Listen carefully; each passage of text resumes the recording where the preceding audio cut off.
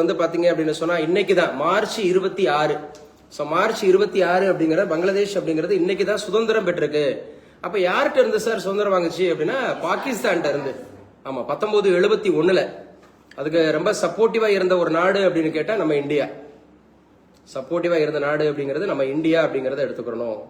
சப்போர்ட்டிவா இருந்த நாடு இந்தியா அப்படிங்கறத எடுத்துக்கணும். ஸோ பங்களாதேஷ் அப்படிங்கறதனுடைய விடுதலை பெற்ற நாள் அப்படிங்கிறது இன்னைக்கு தான் பாக்குறோம். ஸோ 1971 அப்படிங்கிற வருஷத்துல மார்ச் 26 அப்படிங்கிற இன்றைய தினம் தான் வந்து பாத்தீங்கன்னா பங்களாதேஷ் அப்படிங்கிறது சுதந்திரம் பெற்றிருக்கிறாங்க. இதுக்கும் விஜய் திவாஸ் அப்படிதான் சொல்லுவோம். என்ன திவாஸுங்க?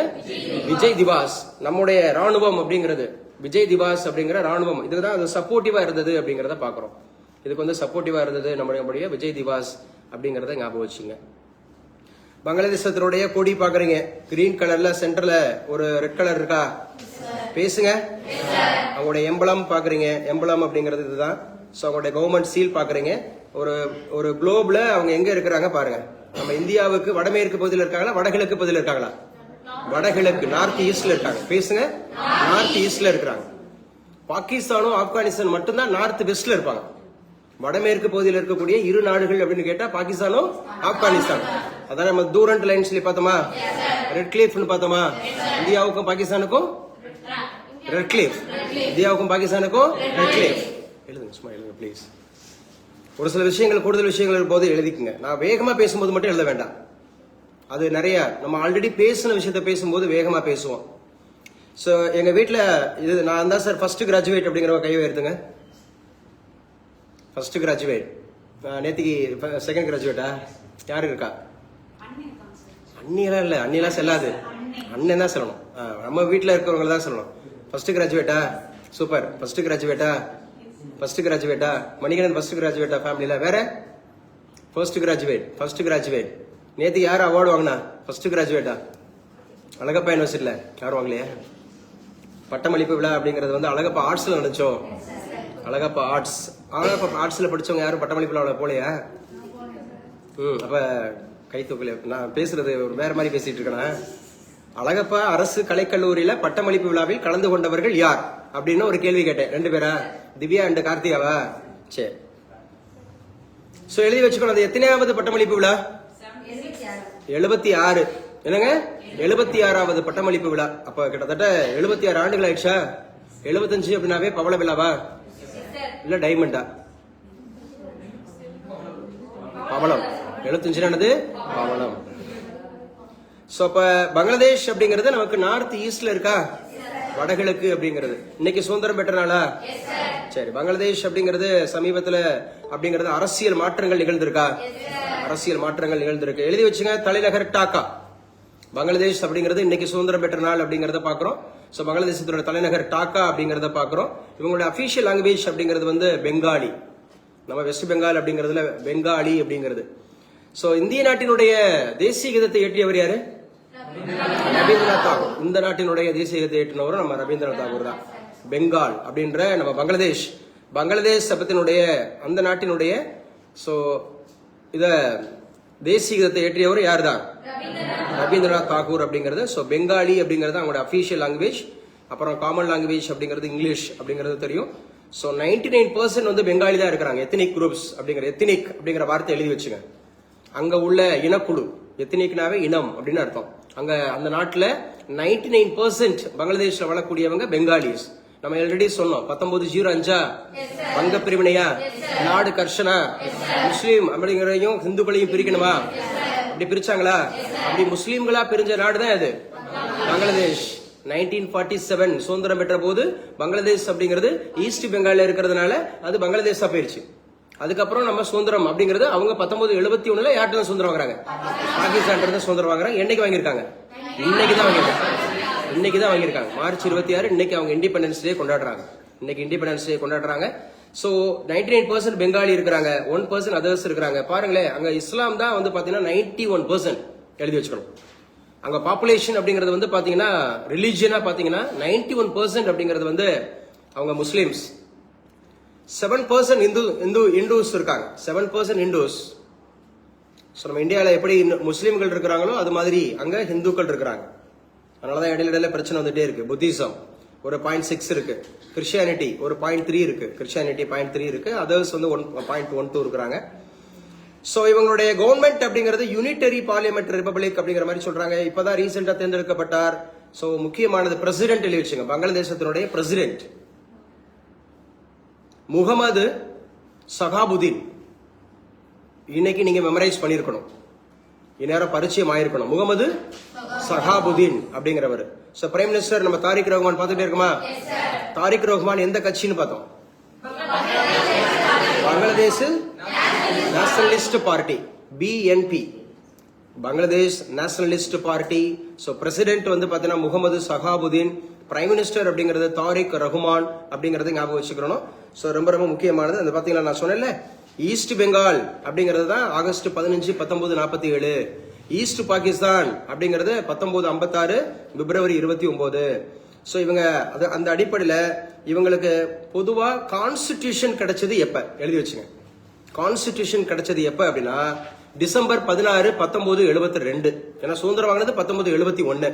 அப்ப டிசம்பர் 16ஆம் தேதி 1972 தான் நம்ம 1972 இப்படி அசோசியேட் பண்ணிக்கலாமா? பெங்கால் டைகர்ன்றதானே நம்ம ஊரோட சின்ன இது விலங்கு. சொல்லுங்கப்பா, பெங்கால் டைகர் தானே நம்முடைய விலங்கு. அப்ப அந்த 1972ங்கிறது புலிகள் பாதுகாப்பு சட்டமா? 1972 புலிகள் பாதுகாப்பு சட்டமா? அப்ப பெங்கால்ங்கிறப்ப பங்களாதேஷ் வருதா? அசோசியேட் பண்ணிக்கிறீங்களா? 1972 அப்படி அசோசியேட் பண்ணிக்கணும். சரி, நம்ம ஏற்கனவே ஒண்ணு பார்த்தோம் இல்லையா, நார்த் ஈஸ்ட் ஃபிரான்டியர் அசோசியேஷன் நெஃபா 1972. பேசுங்க, 1972 இதையும் அசோசியேட் பண்ணிக்கலாமா? இல்ல நார்த் ஈஸ்ட்ல தான் பங்களாதேஷ் வருதா? 4 விஷயம் சொல்லிருக்கா. நார்த் ஈஸ்ட் ஃபிரான்டியர் அசோசியேஷன் எந்த வருஷம்? 1972. புலிகள் பாதுகாப்பு சட்டம் எந்த வருஷம்? 1972. பங்களாதேஷ் அப்படிங்கிறது வந்து அதோட அரசியல் வைப்பு சட்டம் உருவான நாள் இப்ப 1972. புரியுதா? 1972 அப்படிங்கறத ஞாபகம் வச்சுங்க. சோ முக்கியமானது. அப்ப அந்த வார் பாருங்க, லிபரேஷன் வார் டிசம்பர் 16, 1971 லிபரேஷன் வார் நடந்திருக்கு. இப்ப கல்ஃப் வார் நடந்துட்டு இருக்கா? கல்ஃப் வார் என்னைக்கு தொடங்குச்சு? பிப்ரவரி 28. யாருடைய பிறந்தநாள்? சர் சி ராமன் அவர்களுடைய பிறந்தநாள். பேசுங்க. சர் சி ராமன் அவர்களுடைய பிறந்தநாள். சாரி ராமன் எஃபெக்ட்ஸ் பர்த்டே சொல்லிட்டேன். ராமன் எஃபெக்ட்ஸ் அப்படிங்கறத கண்டுபிடிச்சாரு. ராமன் எஃபெக்ட்ஸ் அப்படின்னு சொன்னாவே இந்த சோலார் ஈக்லிப்ஸோட சம்பந்தப்பட்டது. சோலார் ஈக்லிப்ஸ், சூரிய கிரகணம். சந்திர கிரகணம் அப்படின்னா லூனார் ஈக்லிப்ஸ், சூரிய கிரகணம் அப்படின்னா சோலார் ஈக்லிப்ஸ் அப்படின்னு சொல்லுவாங்க. சோ அவங்களுடைய டோட்டல் ஏரியா வந்து பாருங்க, டோட்டல் ஏரியா அப்படிங்கறது நல்லாவே வச்சிருக்காங்க. டோட்டல் ஏரியா அப்படிங்கறது வந்து பாத்தீங்க அப்படின்னு சொன்னா அவங்க 148, 460, 1,48,460 கிலோமீட்டர் அப்படிங்கறதுல. சரியா? சோ இவங்க 93rd அப்படிங்கறதுல வராங்களா ஏரியாவில், 93வது இடத்துல இருக்கிறாங்க. ஏரியா அப்படிங்கறது வந்து பாத்தீங்க அப்படின்னா 93rd. அப்ப ரொம்ப கம்மியா தான் இருக்கிறாங்க. மைல்ல வந்து பார்த்தா 57,320, ஏரியால வந்து பாத்தீங்கன்னா 1,48,460. 1,48,460 அப்படிங்கிறது கிலோமீட்டர் ஸ்கொயர்ல கொடுத்துருக்கானா? பேசுங்க. அதுல லேண்ட் ஏரியா அப்படிங்கிறது வந்து பாருங்க 1,30,170 கிலோமீட்டர் ஸ்கொயர்ல இருக்கு. வாட்டர் ஏரியா வந்து ஒரு 18,290 இருக்கு. ஏன்னா நமக்கு அருகாமையில வெஸ்ட் பெங்காலுக்கு அருகாமையில் இருக்கக்கூடிய நாடு. பேசுறீங்க, புரியுதா? ஏன்னா இவங்க தான் வந்து பாத்தீங்கன்னா நம்ம பங்களாதேஷ் அப்படிங்கிறது வந்து அந்த சுந்தரவன காடுகள் சொல்றோம்ல, மாங்க்ரோவ் காடுகள், சுந்தரவன காடுகள், சதுப்பு நில காடுகள், 3 பேர் இருக்கு அதுக்கு. சொல்லுங்க. சதுப்பு நில காடுகள், வெட்லேண்ட் ஏரியான்னு சொல்றோம்ல, அது அதிகமா இருக்கிறது பங்களாதேஷ் தான். வேர்ல்டுல கேட்டா பங்களாதேஷ், நம்ம ஊர்ல கேட்டா வெஸ்ட் பெங்கால். பேசுற புரியுதா? இப்ப பங்களாதேஷ் அப்படிங்கறதுல 1,30,000. அப்ப ஈக்குவல் டு தமிழ்நாடா? நம்மளும் 1,30,000 3,000 தான் இருக்கிறோம். ஆமா தானே? 1,30,000 தான் தமிழ்நாடு இருக்கு பரப்பளவுல. அப்ப இந்தியா பரப்பளவும் தமிழ்நாடு தமிழ்நாடோட பரப்பளவும் பங்களாதேஷோட பரப்பளவும் சேமா இருக்கா? அப்ப இந்தியாவோட அதிகமான எல்லைகளை கொண்டிருக்க நாடு இது பங்களாதேஷ். பார்த்தோமா? இந்தியாவோட குறுகிய எல்லையை கொண்டிருக்க நாடு. ஆப்கானிஸ்தான் பார்த்தோமா? சொல்லுங்க. ஆப்கானிஸ்தான் பார்த்தோம். ஆப்கானிஸ்தான் அப்படிங்கறதா மகிழ்ச்சியா, அமைதியற்ற சூழல்ல இல்ல வறுமையா? அமைதியற்ற சூழல்ல முதலிடத்துல இருக்க நாடு என்ன சொல்லி பார்த்தோம்? ஆப்கானிஸ்தான் பார்த்தோம். அப்படித்தானே? கிளாஸ் கட்டாச்சா? ஏதோ காமிஷ் ஏதோ சொல்ல வரீங்களப்பா? நம்ம நேத்திக்கு பார்த்தோம்ல, மகிழ்ச்சி அப்படிங்கறதுல நம்ம இந்தியா எத்தனாவது இடத்துல இருக்கு? 116. மகிழ்ச்சி வந்து எத்தனாவது இடத்துல இருக்கோம்? 116வது இடத்துல இருக்கிறோம். மகிழ்ச்சி அப்படிங்கறதுல முதல் இடத்துல இருக்கிறது யாரு? பின்லாந்து. கல்வியில முதல் இடத்துல இருக்கிறது யாரு? பின்லாந்து. தம்பி நீங்களும் பேசுங்க. நேத்து வரலையா? லீவ் கேட்டியாப்பா? அப்புறம் லீவ் கேட்கணும். நான் கேட்டேன், ஆளை பார்த்தேன். லீவ் கேட்கணும் தம்பி, லீவ் கேட்கணும். பெர்மிஷன் இல்லாம லீவ் போடக்கூடாது. நேற்றுக்கு ஆன்லைன்ல அப்படிங்கறத பெர்மிஷன் இல்லாம நிறைய பேர் லீவ் போட்டிருக்கீங்கன்னு நினைக்கிறேன். ஆஃப்லைன்ல வராதவங்க கை உயர்த்துங்க. நேற்றுக்கு வராதவங்க 1 2 3 4. கார்த்திகா வரலையாம்மா? ஹரிவர்ஷினி வரல. தம்பி பேர் என்ன? ராகவன் வரல, திவ்யா வரல. ஆனா இதுல 4 பேருமே பெர்மிஷன் கேட்கலையா? இல்ல கேட்டீங்களா? பெர்மிஷன் கேட்டாச்சா? பெர்மிஷன் கேட்டது கேட்டுருணும் தம்பி. ராகவன். சோ பாப்புலேஷன் அப்படிங்கிற அடிப்படையில் பார்க்கும்போது இவங்க எவ்வளவு இடத்துல சார் இருக்கிறாங்க? 2024 அப்படிங்கிறது இப்ப ரீசெண்ட் தான் 8வது இடத்துல இருக்கிறாங்க வேர்ல்டு பாப்புலேஷன்ல. வேர்ல்டு பாப்புலேஷன் அப்படிங்கிறது 8வது இடத்துல இருக்கிறாங்க. நம்ம வந்து ஃபர்ஸ்ட்ல இருக்கிறோம், முதலிடத்துல இருக்கிறோம். நம்ம தானே பாப்புலேஷன். சீனா ஃபர்ஸ்டா? நம்மளாம் சர்ப்ரைஸ் பண்ணிட்டு முன்னாடி வந்துட்டோம். இந்தியா தான் முதலிடத்துல இருக்கு. எதுல? பாப்புலேஷன்ல முதலிடத்துல இருக்கு. பங்களாதேஷ் எத்தனை இடத்துல இருக்கு? பங்களாதேஷ் ஃபில் பண்ணுங்க, எத்தனை எழுத்து வருது பாருங்க. 11. மக்கள் தொகையில 6. புரியுதா? அசோசியேட் பண்ணி படிங்க. அப்போ இந்த பங்களாதேஷ் அப்படிங்கிறது ஜிடிபில 127வது இடத்துல இருக்கா. 1 to 7. கிளாஸ் கட்டா? ஆன்லைன்ல கிளாஸ் கட் ஆயிடுச்சாப்பா? அப்ப ஜிடிபில இந்தியா எத்தனாவது இடத்துல இருக்கு? 4th பிளேஸ்ல. சோ இந்தியா வந்து 4th பிளேஸ்ல. தமிழ்நாடு தான் எத்தனாவது இடத்துல இருக்கு? 2nd place. பேசாதப்பா ஆதித்யா. தமிழ்நாடு அப்படிங்கிறது ஜிடிபில எத்தனாவது இடத்துல இருக்கு? 2nd place. முதல் இடத்துல இருக்கிறது யாரு? மகாராஷ்டிரா. மகாராஷ்டிராவோட தற்போதைய துணை முதலமைச்சராக தேர்ந்தெடுக்கப்பட்டவங்க யாரு? சுனேத்ரா பவார். சுனேத்ரா பவார். அந்த சுனேத்ரா பவார் அப்படிங்கிறவங்க ஆக்சுவலா வந்து பாத்தீங்கன்னா எந்த கட்சி? நேஷனலிஸ்ட் காங்கிரஸ் பார்ட்டி. நேஷனலிஸ்ட் காங்கிரஸ் பார்ட்டில யாரு இறந்தா? அஜித் பவார் இறந்தாரு. அம்மா கிளாஸ்ல இணைஞ்சிட்டீங்களாப்பா ஆன்லைன்ல? கடைசியா எப்ப பேசும்போது கட் ஆயிட்டு இருந்தது?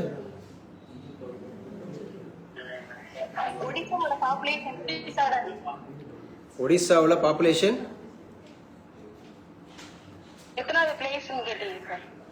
ஓகேமா. ஒடிசா அப்படிங்கறது பாப்புலேஷன் அப்படிங்கறதுல 8வது பிளேஸா? ஏரியான்றதுல 11வது பிளேஸா? இல்ல மாத்திரனா? ஏரியாவுல 8, பாப்புலேஷன்ல 11. ஏரியாவுல 8, பாப்புலேஷன்ல 11 அப்படிங்கறத ஞாபகம் வச்சுங்க. இன்னைக்கு நம்ம பார்த்துட்டு இருந்தது பங்களாதேஷா? நல்லா பேசுங்க. பங்களாதேஷ் அப்படிங்கறத பத்தி பேசிட்டு இருந்தோம். பங்களாதேஷ் அப்படிங்கறதுடைய கேபிட்டல் சிட்டி டாக்கா அப்படிங்கிறது. அதோட சார்க்கோட முதல் மாநாடு எங்க நடந்துச்சுன்னு தெரியுமா? டாக்கா. பங்களாதேஷ் தலைநகர் டாக்கா அப்படிங்கறத சார்க் அப்படிங்கறதுடைய முதல். சார்க் உருவான ஆண்டு 1985. எழுதுமா? சார்க் உருவான ஆண்டு 1985. சார்க்கோட கேபிட்டல் அப்படிங்கிறது எங்க இருக்கு அப்படின்னா காத்மாண்டு. நேபாளத்தினுடைய தலைநகர் காத்மாண்டு. காத்மாண்டுல 32 வயசுல மேயரா இருந்தவர் யாரு? பாலேந்திர ஷா. பாலேந்திர ஷா இப்ப என்னவா இருக்காரு? பிரைம் மினிஸ்டரா இருக்காரு. எந்த ஊர்ல? நேபாள். காத்மாண்டு தலைநகர் காத்மாண்டுங்கிறது நேபாள். அவர் என்ன வயதுல இருக்காரு? 35 வயசுல இருக்காரு. ராப் ஜெட் எந்த ஊர்ல இருக்காரு? நெதர்லாந்துல என்னவா இருக்காரு? பிரசிடென்டா இருக்காரு. ராப் ஜெட் 38 வயசா? 38 வயசு. இந்த மாதிரி யங்ஸ்டர்ஸ் எல்லாம் தெரிஞ்சுக்குங்க. யங்ஸ்டர்ஸ் அப்படிலாம் தெரிஞ்சுங்க. ஆன்லைன்ல இருக்கீங்களா? நம்ம கிளாஸ் போயிட்டு இருக்கப்பா? சோ இவங்களுடைய பங்களாதேசத்தினுடைய ஹியூமன் டெவலப்மெண்ட் இண்டெக்ஸ் அப்படிங்கிறது 0.685. 0.685 அப்படிங்கறது அவங்களுடைய HDI ஹியூமன் டெவலப்மெண்ட் இண்டெக்ஸ். யாரு? பாய்ஸ்ல ஒரு ஆள் சொல்லுங்க. Human development index was first estimated by only boys. முழிக்கிறீங்க பாருங்க. நேத்து கூட சொன்னேன் எக்கனாமிக்ஸ்ல பாகிஸ்தானி அப்படின்னு சொல்லிட்டு. பேரு மெஹபூப் உல் ஹக். பேரு மெஹபூப் உல் ஹக். நல்லா உள்வாங்குங்க தம்பி, உள்வாங்குங்க, நல்லா படிங்க. மெஹபூப் உல் ஹக் அப்படிங்கறத ஹியூமன் டெவலப்மெண்ட் இண்டெக்ஸ் அப்படிங்கறத ஃபர்ஸ்ட் அப்படிங்கறது எஸ்டிமேட் பண்ணுது. இத ஒட்டுமொத்த வேர்ல்டுக்கு யாரு சார் பண்றாங்க அப்படின்னா UNDPன்னு சொல்லுவாங்க. யுனைடெட் நேஷன்ஸ் டெவலப்மெண்ட் ப்ராஜெக்ட் அப்படின்னு இருக்கும். UNDP அவங்க தான் ஒட்டுமொத்த வேர்ல்டுக்கு. கிருஷ்ணன் ஒட்டுமொத்த வேர்ல்டுக்கு யாரு? நீதானப்பா கிருஷ்ணன்? வயத்தர சொல்லுப்பா. எஸ் சார் நான் தான் சார் சொல்லுப்பா. ஒட்டுமொத்த வேர்ல்டுக்கு வந்து பாத்தீங்கன்னா UNDP. யாரு? UNDP. UNDP என்ன? United Nations development project. அப்படின்றவங்க தான் ஒட்டுமொத்த வேர்ல்டுக்கு முத கணக்கிட்டவர் யாரு? மெஹபூப் உல் ஹக். இந்தியாவில் யாரு? அமர்த்தியா சென். இந்தியாவுக்காக நோபல் பரிசு பெற்றுக் கொடுத்த ஒரே ஒரு நபர் யாரு? அமர்த்தியா சென். நேத்து கூட சொன்னேன், அமர்த்தியா அப்படிங்கிறவங்க எந்த அவையில இருந்தாங்க? சிவாஜியோட அஷ்டபிரதான். மொத்தம் 8 பேர்ல நிதித்துறையில சார்ந்தவர் அமர்த்தியா. நிதித்துறை இருந்தவர் யாரு? அமர்த்தியா அப்படிங்கறத ஞாபகம் வச்சுங்க. It is also very very important அப்படிங்கறத பாக்குறோம். So ஏசியாவில் Bangladesh is home to the 4th largest Muslim population in the world. உலகிலேயே இஸ்லாமியர்கள் அதிகமாக வாழக்கூடிய 4வது நாடு. இஸ்லாமியர்கள் அதிகமாக வாழக்கூடிய 4வது நாடு. நம்ம பார்த்தோமா 99% இருக்காங்களா? 1% நம்ம பாப்புலேஷன்ல 91% அப்படிங்கிறவங்க அங்க வந்து இஸ்லாமியர்களா இருக்கிறாங்க. சோ இன்னைக்கு ஒரு நாள் அப்படிங்கறத பார்த்துட்டோம். அதே மாதிரி இன்னைக்கு எபிலெப்சி டே எழுதி வச்சுக்கோங்க. எபிலெப்சி.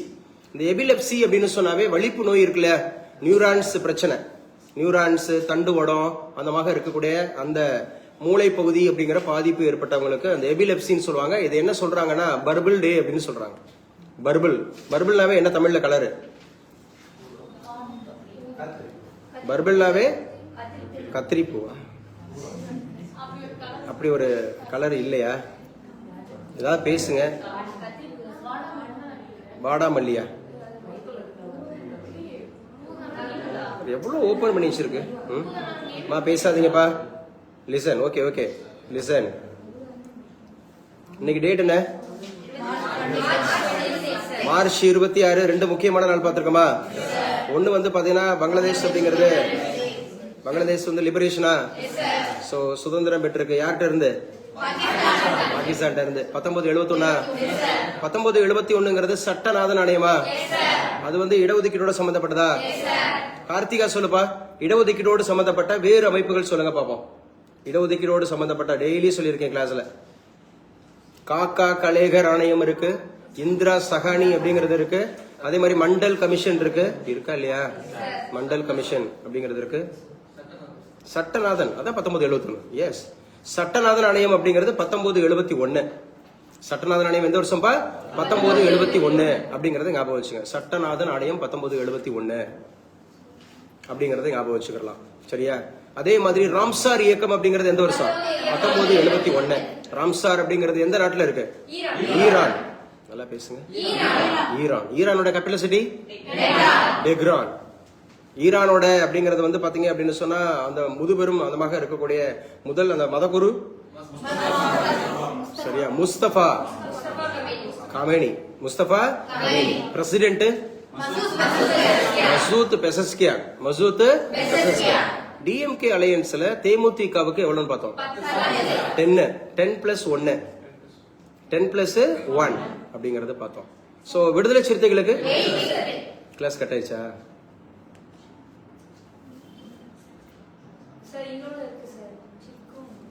எழுதுங்க, சொல்லுங்க. சார் நம்மளோட கல்கத்தா கேபிட்டல்ல இருந்து இன்னைக்கு சார் அதிகாரப்பூர்வமா டெல்லிக்கு சேஞ்ச் ஆயிடுச்சு. பாருங்க, எழுதி வச்சுங்க. 1911 அப்படிங்கிற வருஷத்துல 1911 அப்படிங்கிற வருஷத்துல மார்ச் 26ல தான் நம்முடைய கேபிட்டல் சிட்டி அப்படிங்கிறது ஷிஃப்ட் ஆயிருக்கு from Calcutta to Delhi. From Calcutta to Delhi அப்படிங்கறத ஞாபகம் வச்சுங்க. From Calcutta to Delhi.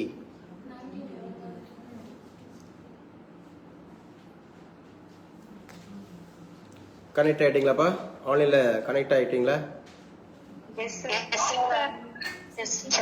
PDF open பண்ணாவே சிப்கோ இன்னைக்கு தானா? ஓகே, இல்லையா? சுந்தர்லால் பகுகுணா சிப்கோ மூவ்மெண்ட். ஏன் லேட்டா சொல்றீங்க?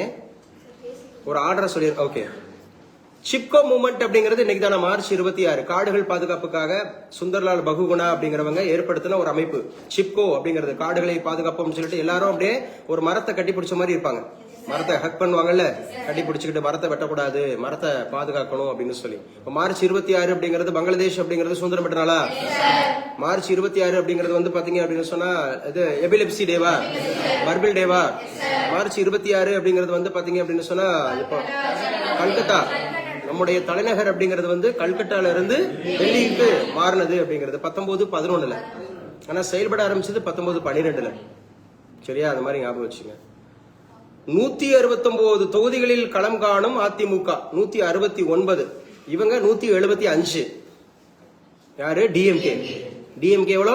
175, 175. நம்ம இவங்க எவ்வளோ? 169 தொகுதிகள்ல முதல் கட்ட வேட்பாளர்களை அறிவிச்சாச்சு. சோ பிரதான கட்சிகள் அப்படி சொல்லி பாத்தீங்கன்னா அஇஅதிமுக முதல் இடத்துல இருக்கிறது அஇஅதிமுக, இரண்டாவது இடத்துல இருக்கிறது பிஜேபி, மூன்றாவது இடத்துல இருக்கிறது பாட்டாளி மக்கள் கட்சி அமமுக, இதெல்லாம் இருக்கு. சரியா? சோ அதே மாதிரி இந்த நியர்பை அப்படிங்கறதெல்லாம் பாத்துங்க வச்சுங்க.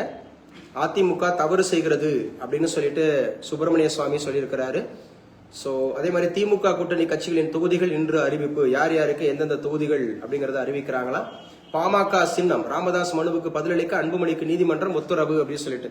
சோ இப்ப பாமக அப்படிங்கிறது இப்ப யாரு கையில இருக்கு? அன்புமணி ராமதாஸ் அவர்கள் கையில இருக்கு. அப்ப நம்முடைய ராமதாஸ் அவர்கள் அப்படிங்கிறவங்க எந்த கட்சியை தொடங்க போதும்? அறிவிப்பு ஐயா பாமக. ஐயா பாமக. ராமதாஸ் அவர்களோட எந்த அந்தமாக இருக்கக்கூடிய இப்போ ஒரு அணி கூட்டணியா இருக்காங்க? சசிகலா மேம். சசிகலா மேம் இருக்கிறாங்க. அவங்க ஒரு புதிய கட்சி தொடங்கி இருக்கிறாங்க. சோ இந்த தேர்தல்ல அப்படிங்கிறது பள்ளிகளில் வந்தே மாதரம் பாடுவது கட்டாயமாக்கப்படவில்லை அப்படிங்கிற ஒரு விஷயத்த சொல்லி இருக்கிறாங்க உச்சநீதிமன்றம் அப்படிங்கிறது. எழுதி வச்சுக்கலாம். வந்தே மாதரம். வந்தே மாதரம் அப்படிங்கிறது உருவானது 1875. எந்த டேட்ல? நவம்பர் 7. எழுதி வச்சுக்கணும். 1875 நவம்பர் 7 தான் ஆனந்த மடம் அப்படிங்கிற நூல்ல பக்கிம் சந்திர சட்டர்ஜி அப்படிங்கறத எழுதினார். வந்தே மாதரம் அப்படிங்கிறது. அப்ப வந்தே மாதரம் எந்த வருஷம்? 1875. எந்த டேட்டு? நவம்பர் 7. வாய் திறந்து சொன்னா வந்துடும் தம்பி. அர்ஜுன் சார், அர்ஜுன்றேன். கிருஷ்ணன் சொல்லி பாருப்பா. ராகவன் எந்த டேட்ல? 1875 நவம்பர் 7 அப்படிங்கிறது என்னாச்சு? வந்தே மாதரம் இயற்றப்பட்டது. சரியா? யாரால் இயற்றப்பட்டது? பக்கிம் சந்திர சட்டர்ஜி. பேசுங்க. பக்கிம் சந்திர சட்டர்ஜி அவரால் தான் ஏற்படுத்தப்பட்டது அப்படின்னு சொல்லி பாக்குறோம். பக்கிம் சந்திர சட்டர்ஜி தானே? அவரால் தான் ஏற்படுத்தப்பட்டது அப்படிங்கறத ஞாபகம் வச்சுக்கணும். சரியா? பக்கிம் சந்திர சட்டர்ஜி அவர்களால் ஏற்படுத்தப்பட்டது அப்படிங்கறத ஞாபகம் வச்சுங்க. ரைட். இது இந்திய அரசியலமைப்பு சபையால் எப்போது ஏற்றுக்கொள்ளப்பட்டது? 1950 ஜனவரி 24. 1950 ஜனவரி 24 அப்படிங்கிறது. 1950 ஜனவரி. இது நேஷனல் சாங்கா நேஷனல் ஆந்தமா? சாங். சரியா? பாடல். பாடல் வேற, ஆந்தம் வேற. அது கீதம். கீதம்ன்றது ஜனகணமன. அப்படித்தானே? ஜனகணமன அப்படிங்கறத எவ்வளவு நேரத்துல பாடணும்? 52 செகண்ட்ஸ்ல பாடணும். அப்படித்தானே? எத்தனை செகண்ட்ல பாடணும்? 52 செகண்ட்ல பாடணும். 52 செகண்ட் அப்படிங்கறத பாடணும் அப்படிங்கறத பாக்குறோம். 52 செகண்ட் அப்படிங்கறதுல பாடணும். சரி, எவ்வளவு நேரத்துல பாத்தீங்க அப்படின்னா ஸ்போர்ட்ஸ் 20 செகண்ட்ஸ்ல பாடணும். Sports wears. Sports wears. யாருமா? டவுட்டா? என்னாச்சு? சாரி சார், டச் ஆயிடுச்சு சார். ஓகேப்பா. சோ பள்ளிகளில் வந்தே மாதரம் அப்படிங்கறது பாடுவது கட்டாயமாக்கப்படவில்லை அப்படின்னு சொல்லிட்டு உச்சநீதிமன்றம் சொல்லி இருக்கிறாங்க. சரியா? இப்ப வந்தே மாதரத்தை பத்தி டீடைல் படிச்சிட்டோமா? இது இந்தியன் பாலிட்டியா, இந்திய தேசிய இயக்கமா? ரெண்டுலயும் வரும். இந்தியன் பாலிட்டிலயும் வரும், இந்திய தேசிய இயக்கத்திலயும் வரும். பேச நல்லா புரிஞ்சுக்க. பங்களாதேஷ் படிச்சப்ப ஜாகிரபிலயும் வருமா, ஹிஸ்டரிலயும் வருமா, பாலிட்டிலயும் வருமா, ஐஎன்எம்லயும் வரும். பேசுற புரியுதா? ஒரு பாடத்தை படிச்சா நம்ம அப்படிதான் படிக்கணும். இப்ப வந்தே மாதரம் எப்போது அரசியலமைப்பு சபையில் ஏற்றுக்கொள்ளப்பட்டது? ஆதித்யா சொல்லுப்பா. 1915. இல்ல இங்கிலீஷ்ல சொல்லணும். 50. தாவாலை தவக்கலையா? சின்ன பிள்ளைங்கிட்ட சொல்லி கொடுக்கும் போது எங்க சொல்லு, மறுபடியும் சொல்லு. தாவாலை என்னது? தவக்காலை. அப்படியா? தாவாலை தவக்காலை. 1915 ஆர் 50? 50. சரியா? 1950 அப்படிங்கிறது சோ ஜான் 24. அந்த நாள்ல தான் நம்ம இந்திய அரசியலமைப்பு சட்டம் கையெழுத்தாச்சு. அப்படிதானே? அன்னைக்குதான் நேஷனல் ஆந்தமும், national anthem, national song plus என்னது கையெழுத்திட்டது. அப்ப நல்லா ஞாபகம் வச்சுங்க. பெட்ரோல், டீசல், சமையல் எரிவாயு போதிய அளவு நம்ம ஊர்ல கையிருப்பு இருக்கு. அதனால கொண்டு போய் எங்க போய் நிக்க வேணாம் அப்படின்னு சொன்னா, சோ ஒவ்வொரு பெட்ரோல் பல்களை போய் வருஷம் கட்டி நிக்க வேணாம் அப்படிங்கிற மாதிரி சொல்றாங்க. பெட்ரோல் அப்படிங்கிற பெட்ரோனாவே எந்த மொழி சொல்? தபமணி. என்ன கேள்வி கடைசி என்ன கேள்வி கேட்டேன்? எந்த வேர்டு நான் கேட்டேன்? எந்த வார்த்தையில இருந்து நான் சொல்லவே இல்லையே. எந்த மொழி சொல் அப்படின்னு கேட்டேன். அப்படிதானே? கிளாஸ கவனிங்க கவனிங்க கவனிங்க. அட்டென்டிவ் அப்படிங்கறதா இருக்கணும். அட்டென்ஷன். அட்டென்ஷன்ங்கிறது நவுனா பாபா? ரொம்ப கடினமான கேள்வியை கேட்டுவிட்டேன். அட்டென்ஷன்ங்கிறது நவுனா வேர்பான்னு கேட்டேன். நவுனு. அப்ப அதோட வேர்ப் என்ன? அட்டென்டிவ். சொல்லுங்க. அட்டென்டிவ். அட்டென்டிவா இருங்க, கவனமா இருங்க, கவனிங்க. எழுதுறது அப்படிங்கிறது நோக்கமாக இருக்கணும். அதோடு கூட அது ரெண்டு விஷயம் கரெக்டா நடக்கணும், கோயின்சைட் ஆகணும். கவனிக்கவும் செய்யணும், எழுதவும் செய்யணும். அப்சென்சிவ், அதாவது என்ன சொல்றதுன்னா பென்சிவ் மூடுல போயிடக்கூடாது. அது என்ன பென்சிவ் மூடு? பென்சிவ்னா இந்த அனிச்சை அப்படின்னு சொல்லுவாங்கல்ல, அனிச்சை. அனிச்சைனா இப்ப நம்ம எங்கேயாவது ஒரு இப்ப நான் கார்த்தியா பாக்குற மாதிரி இல்ல அபிநயா பாக்குற மாதிரி பாத்துட்டு இருப்பேன், உங்களை பாத்துக்கிற மாதிரி பாத்துட்டு இருப்பேன், என்னோட சிந்தையெல்லாம் எங்கேயோ இருக்கும். கேள்விப்பட்டிருக்கீங்களா? நம்ம ஏதோ ஒண்ணு பாத்துட்டே இருப்போம், பட் நம்ம பார்வை மட்டும்தான் அங்க விழுவும். அதான் அப்சென்ஸ் மைண்ட். என்ன mind? Absence mind. Physically present, mentally absent. Mentally absent அப்படிங்கிறது. தம்பி சொல்லுங்க. 1950. எனக்கு அதெல்லாம் வேணாம், 1950 தான் வேணும். 50 50. இன்னைக்கு அது ரெண்டு கன்ஃபியூஸ் ஆச்சு. இப்ப கன்ஃபார்ம் பண்ணிட்டியா? 50னா 50யா? ஒரு 3 அடி சொல்லு. இல்ல 1950. ஷூர். சோ அப்ப பெட்ரோல் அப்படிங்கிறது டீசல், சமையல் எரிவாயு, போதிய அளவு கையிருப்பு. இது எதுக்காக நான் உங்களை உருவாக்குறேன்னா இன்டர்வியூக்கு உருவாக்குறேன். நேர்த்தியா பதில் சொல்லணும். எப்படி நம்ம பதில் பேசுறது? சோ நம்ம பிரிலிம்ஸ்லயும் நம்ம பாஸ் ஆகணும், மெயின்ஸ்லயும் பாஸ் ஆகணும், இன்டர்வியூலயும் நம்ம கிளிக் ஆகணும். அதற்கான ஒட்டுமொத்த கிளாஸ் அது. இது வந்து சோ ட்ரிபிள் அப்படிங்கிற ஸ்ட்ராட்டஜி. ஒரு வெறுமனே வந்து பாத்தீங்கன்னா நம்ம பிரிலிம்ஸ்க்கு மட்டும் போயிட்டு கூடாது, நாள்ல ஒன்னு அடிச்சுட்டு போற மட்டும் நினைக்க கூடாது. மெயின்ஸ் எழுதணும். மெயின்ஸ் எழுதுனா இப்படி எழுதணும். இப்ப பங்களாதேசத்தை பத்தி, அண்டை நாடுகள் பற்றி, உறவு பற்றி எழுதுகன்னு சொன்னா எழுதிருவீங்கல்ல. வடகிழக்கு அப்படிங்கறதுனாலே அந்த பங்களாதேஷ் வருது. சுதந்திரம் பெற்றது இன்னைக்கு தானே, மார்ச் 26 தானே. சிப்கோ மூவ்மெண்ட் இன்னைக்கு தானே, மார்ச் 26. டெல்லிக்கு மாறுற தலைநகர் மாறுற இன்னைக்கு தானே. சோ அதே மாதிரி வந்து பாத்தீங்க அப்படின்னு சொன்னா அந்த எபிலெப்சி அப்படிங்கிறது இன்னைக்கு தானே. வலிப்பு நோய் அப்படிங்கறது நியூரான் பிரச்சனைனால வருது. சொல்லுங்க. நியூரான் அப்படிங்கிறது வந்து நரம்பு அப்படிங்கிற மண்டலம் தானே நியூரானு. அப்ப ஞாபகம் வச்சுங்க, முக்கியமானது எழும்பூர் ரயில் நிலையத்துல தண்டவாள சேர்ப்பு. இது நமக்கு வேண்டியதில்லை.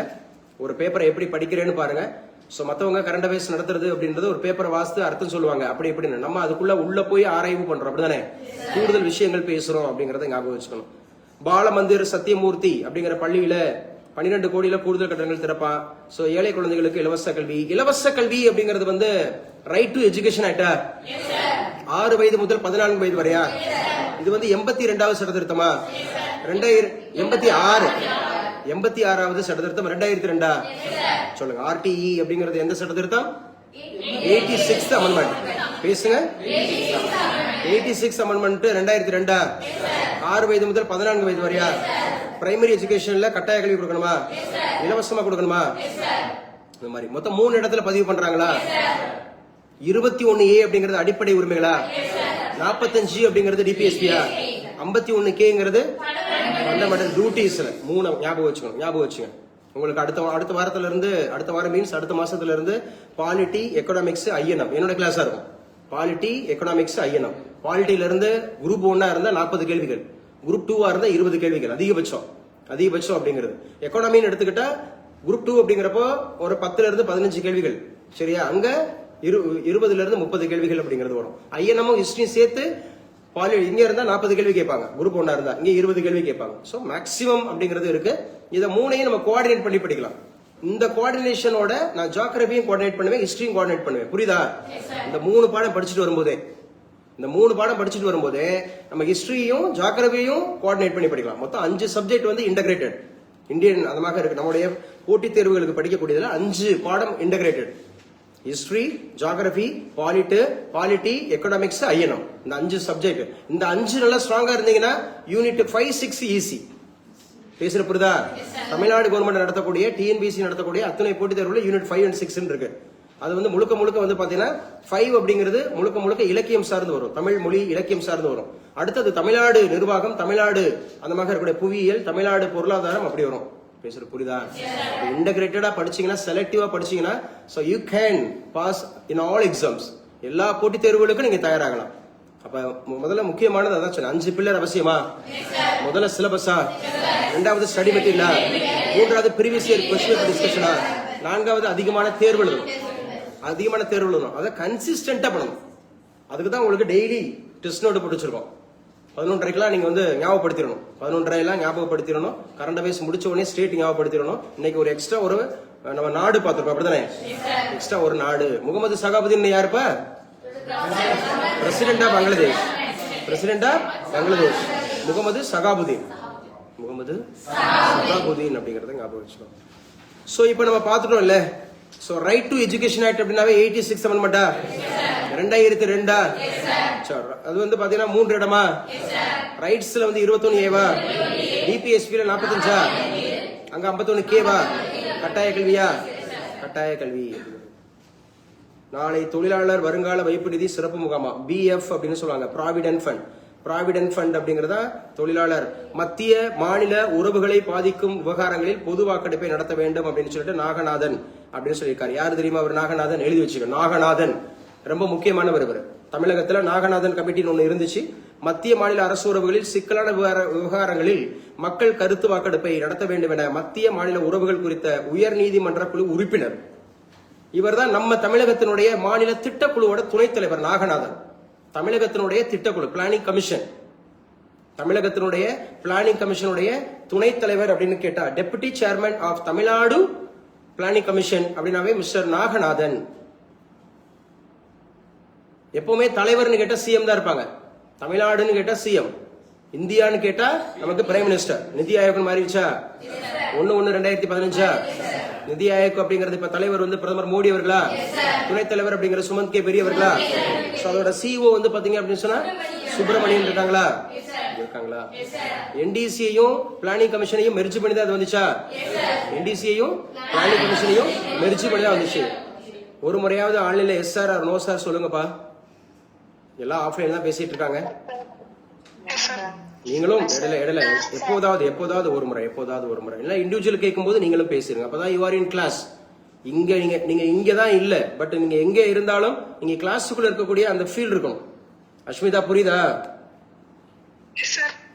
கிளாஸுக்குள்ள தான் இருக்கீங்க சரியா? திருநெல்வேலியில இருந்தாலும் சரி, சவுத் ஆப்பிரிக்கால இருந்தாலும் சரி. அந்த பொண்ணு ஆளையே காணும். அந்த நீல்கிரீஸ் அப்படிங்கிற மாலான்ற பொண்ணு ஆளையே காணும். ரொம்ப நாள் ஆளை காணுமே. ஊருக்கு போயிருக்காங்களா சார் ஆர்ஆர்பி எக்ஸாம் எழுதுறதுக்காக? ஓ, ஆர்ஆர்பி எக்ஸாம் எழுதுறதுக்காக ஊருக்கு போயிருக்காங்களா? யாரு பேசுறது? Sir Yogapriya sir. யோகப்பிரியாட்ட சொன்னாங்களா? ஆமா சார், நேத்து ஏன் வரலன்னு கேட்டேன், அதனால சொன்னாங்க சார். ஓ சரிம்மா, ஓகேப்பா. சார் கேட்டாங்க, சார் கேட்டுட்டே இருக்கிறாங்கன்னு சொன்னீங்களா? சொல்ல மாட்டீங்க. நான் டெய்லி கேட்டுட்டே இருக்கேன்ல. அதனாலதான் சார் சொன்னேன். ஆமா, சார் கேட்டாங்க, இந்த மாதிரி மெசேஜ் பண்ணுங்க, இந்த மாதிரி எல்லாம் சொல்லிடணும். எழுதி வச்சுங்க. மத்திய மாநில அரசு உறவுகள் அப்படிங்கறத குறித்து இன்னைக்கு நாகநாதன் சொல்லியிருக்கிறாரு. அப்படிதானே தினேஷ் மதுரை? தினேஷ் மதுரை சொல்லுப்பா. நாகநாதன் யாரு?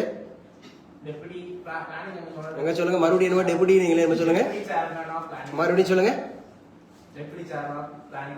Exactly correct. சோ டெபுட்டி நல்லாவே சொல்லலாம். பி தானே இது உச்சரிப்பு? டெபுட்டி இல்லையா?